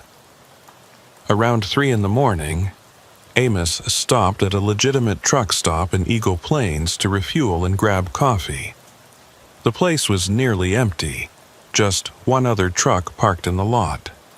Inside, the driver was an older man Amos recognized from previous runs, a guy named Thornton who'd been driving the Dempster for 20 years. "Amos," Thornton greeted him with a nod. "Haven't seen you up here in a while. Heard you had some trouble a few years back." "You could say that," Amos replied, pouring coffee that was slightly better than motor oil, but not by much. "Lost a truck in a storm. Took me a while to get back in the game." Thornton studied him for a moment. "You're the one who went around warning people about that phantom truck stop, right? The one that supposedly trapped drivers." Amos tensed. "You heard about that?" "Hard not to. Story made the rounds through the whole community. Most people thought you'd had some kind of breakdown from the isolation. But you know what's funny? After you started telling that story, the disappearances stopped. We used to lose a driver every year or two on this highway, sometimes more. Trucks found abandoned, drivers never located, the usual mysteries. But in the past 3 years, nothing. Road's been clear." "Maybe people are just being more careful," Amos suggested. "Maybe," Thornton agreed, but his expression said he didn't believe it. "Or maybe there was something out there taking people, and somebody finally stopped it. If that somebody was you, well, a lot of us owe you a debt we can't repay." Amos didn't know what to say to that. He changed the subject, asked about road conditions ahead, and finished his coffee in uncomfortable silence. But as he was leaving, Thornton called after him. "One more thing, I've been having dreams lately, about a woman in old-fashioned clothes standing beside the highway in the dark. She doesn't say anything, just watches the trucks go by, like she's keeping guard. You ever see anything like that?" Amos felt the hair on his arms stand up. "No. But if you do see her, don't stop. Just acknowledge her and keep driving." Thornton nodded slowly. "That's what I figured. Safe travels, Amos." Back on the highway, Amos thought about Thornton's dreams. Hetty watching over the road, standing guard against whatever other dangers might lurk in the polar night. It was a strange kind of afterlife, but maybe it was the one she'd chosen. Or maybe it was the only one available to someone who'd been trapped outside of time for so long. He was approaching the area where the station had been when his headlights picked out something on the side of the road.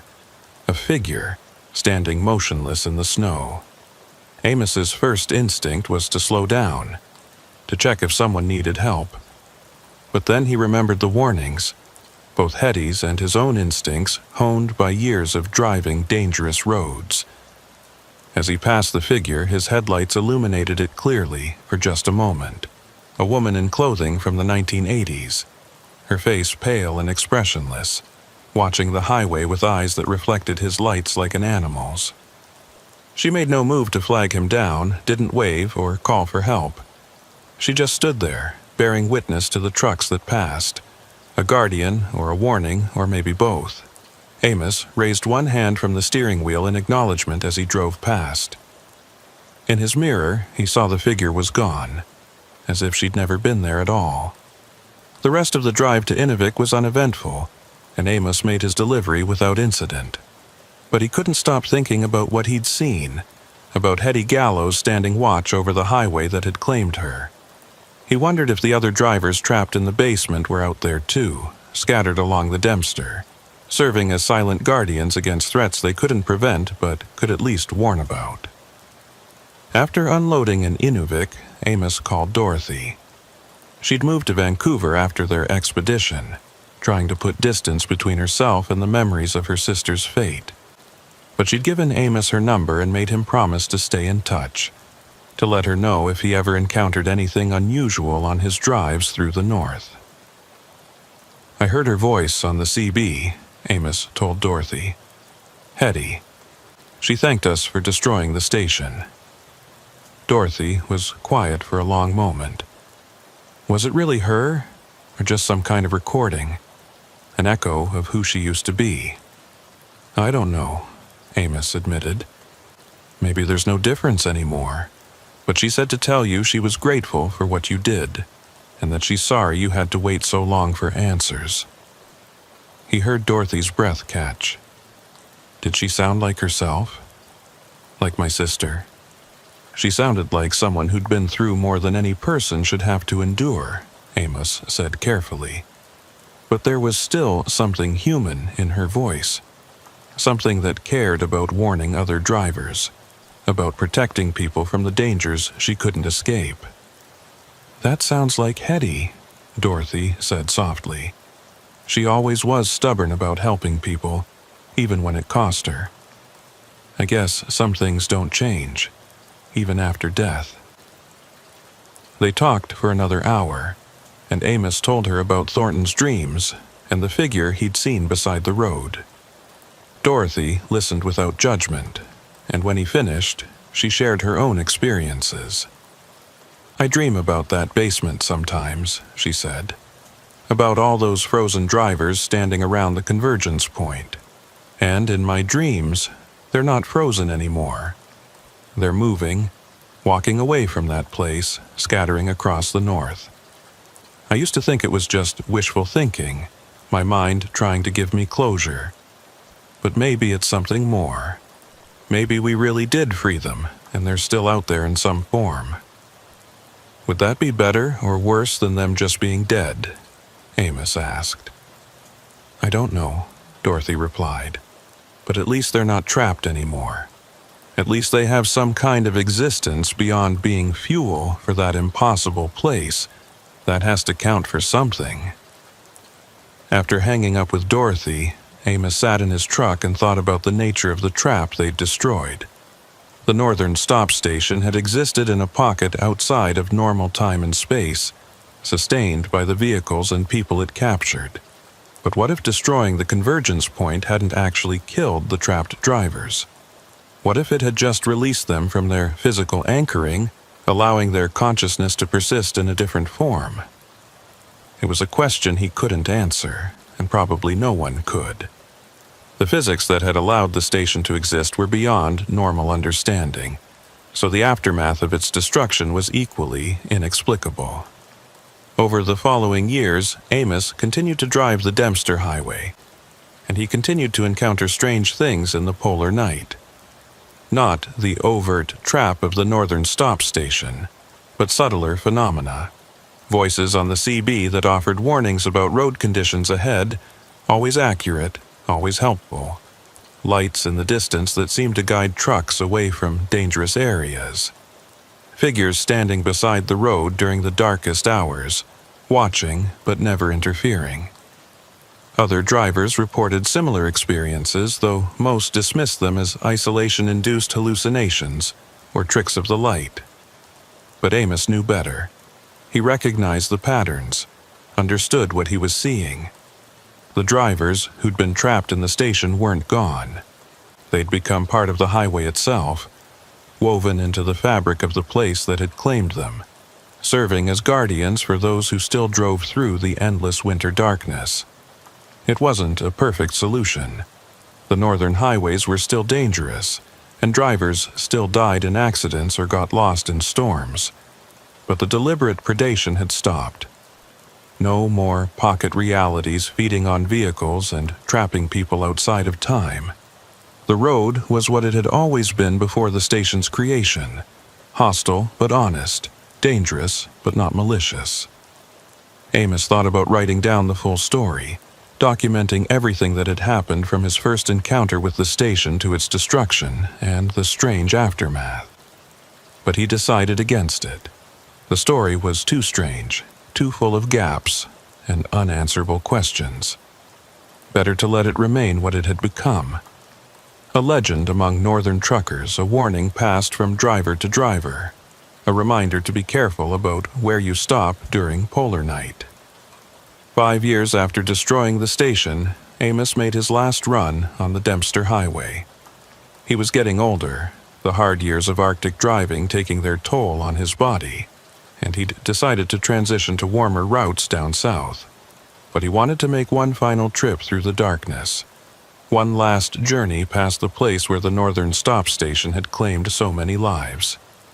He drove north in late January, when the polar night was at its deepest. The temperature was 51 below zero, and the aurora borealis painted the sky in colors that seemed almost alive.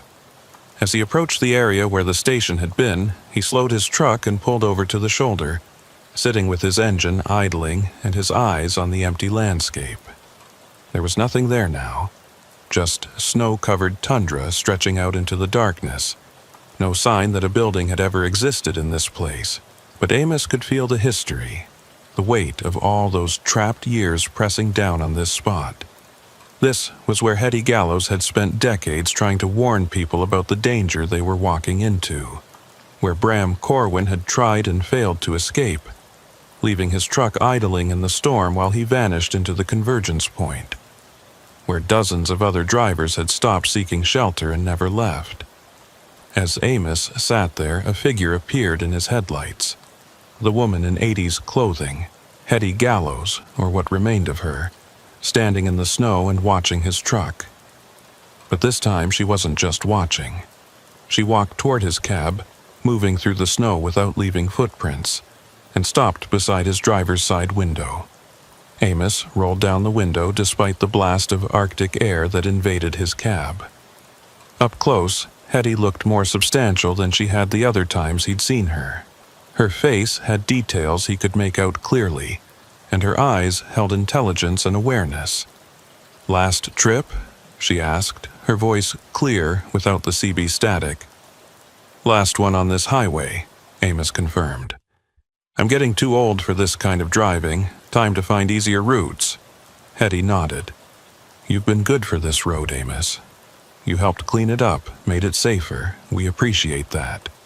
"We?" "All of us who got trapped. We're still here, in a way, watching over the highway, helping where we can. It's not what any of us would have chosen, but it gives us purpose. That's more than we had in the basement." "Are you all right?" Amos asked, not sure if the question made sense for someone in her condition. "I mean, is this existence bearable?" Hetty considered the question. "I don't feel cold anymore. Don't feel hunger or pain. Time doesn't pass the same way it used to. I exist in moments scattered along this highway, appearing when I'm needed. It's strange, but it's not suffering, and it's better than being trapped." "Your sister asks about you sometimes," Amos said. "Dorothy, she wants to know if you're at peace." "Tell her I am," Hetty replied, "as much as anyone can be in this state. Tell her I'm proud of her for having the courage to destroy that place, and grateful that she never stopped looking for answers. And tell her that when her time comes, I'll be waiting to help her across. That's what family does." Amos nodded, not trusting his voice.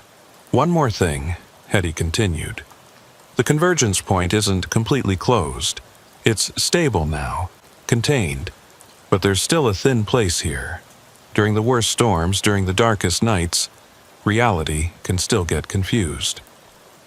If you ever hear about drivers seeing strange things in this area, or if new disappearances start, you need to come back. You and Dorothy. You're the only ones who know how to fix it if it breaks again." "I will," Amos promised. "But I hope it doesn't come to that." "So do I," Hetty said. She started to fade, her form becoming translucent in the headlights. "Safe travels, Amos Reddick. Thank you for listening when I tried to warn you all those years ago." You saved yourself by paying attention to the warnings others had left behind. Then she was gone, and Amos was alone on the highway with just the wind and the darkness and the aurora dancing overhead. He sat there for another few minutes, saying a silent goodbye to the highway that had shaped so much of his life, and to the people who'd been claimed by it. Then he put his truck in gear and continued north, completing his final delivery to Inuvik before turning around and heading back south, away from the Dempster Highway and the ghosts that guarded it. Years later, when Amos was retired and living in southern British Columbia, he still kept track of news from the north. He monitored reports of missing truckers, paid attention to stories about strange phenomena on the Dempster Highway, and stayed in touch with Dorothy, who'd become something like family over their shared experience. The highway remained clear.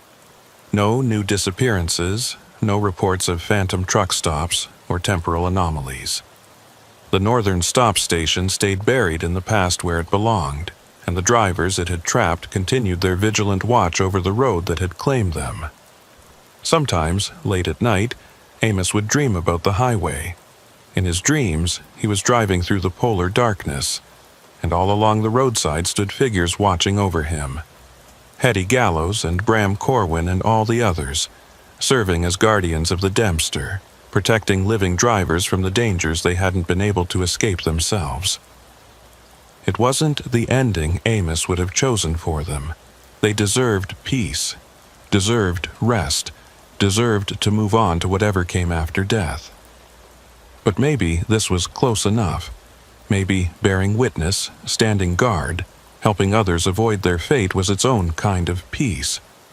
The road went on, as roads always did. Drivers still traveled the Dempster Highway through the polar night, hauling loads to remote settlements, serving the scattered communities of the far north. Most of them never knew about the northern stop station, never learned about the pocket reality that had once fed on vehicles and trapped people outside of time. But some drivers knew. The old-timers who remembered when disappearances were common. The ones who'd heard the warnings and chosen to believe them. The ones who'd seen figures standing beside the road in the darkness and understood what they were witnessing. And when those drivers passed through the area where the station had been, they would sometimes raise a hand in acknowledgement. A silent thank you to the guardians who watched over them, to the trapped drivers who'd found a way to serve even after death, to Hetty Gallows and all the others who'd paid the price for the highway's hunger and now stood between it and future victims. The northern stop station was gone, destroyed by thermite charges and human determination. But its legacy remained, woven into the fabric of the Dempster Highway, a reminder that some places in the world exist outside normal rules, and that the price of using those places can last long after they're destroyed. Amos never went back, but he carried the memory of that highway with him for the rest of his life, and when his time finally came, he died knowing that he'd made a difference. That, because of his choices and his courage and his willingness to listen to warnings left behind by the desperate, dozens of future drivers had been saved from the fate that had claimed Hetty Gallows and Bram Corwin and all the others. The highway was cleaner now. The darkness was still absolute, the cold still deadly, the isolation still profound. But the malicious hunger was gone, replaced by something stranger but ultimately kinder. Ghosts standing guard over the living, trapped drivers serving as watchful guardians. Warnings that persisted long after their authors had ceased to exist in any conventional sense. And somewhere in the polar night, on a stretch of highway that passed through empty wilderness, Hetty Gallows still stood watch, appearing when she was needed, warning when danger threatened, bearing witness to the endless procession of trucks that drove through the darkness toward destinations they would actually reach. It wasn't freedom, it wasn't rest, but it was purpose, and after 36 years of meaningless imprisonment, purpose was enough.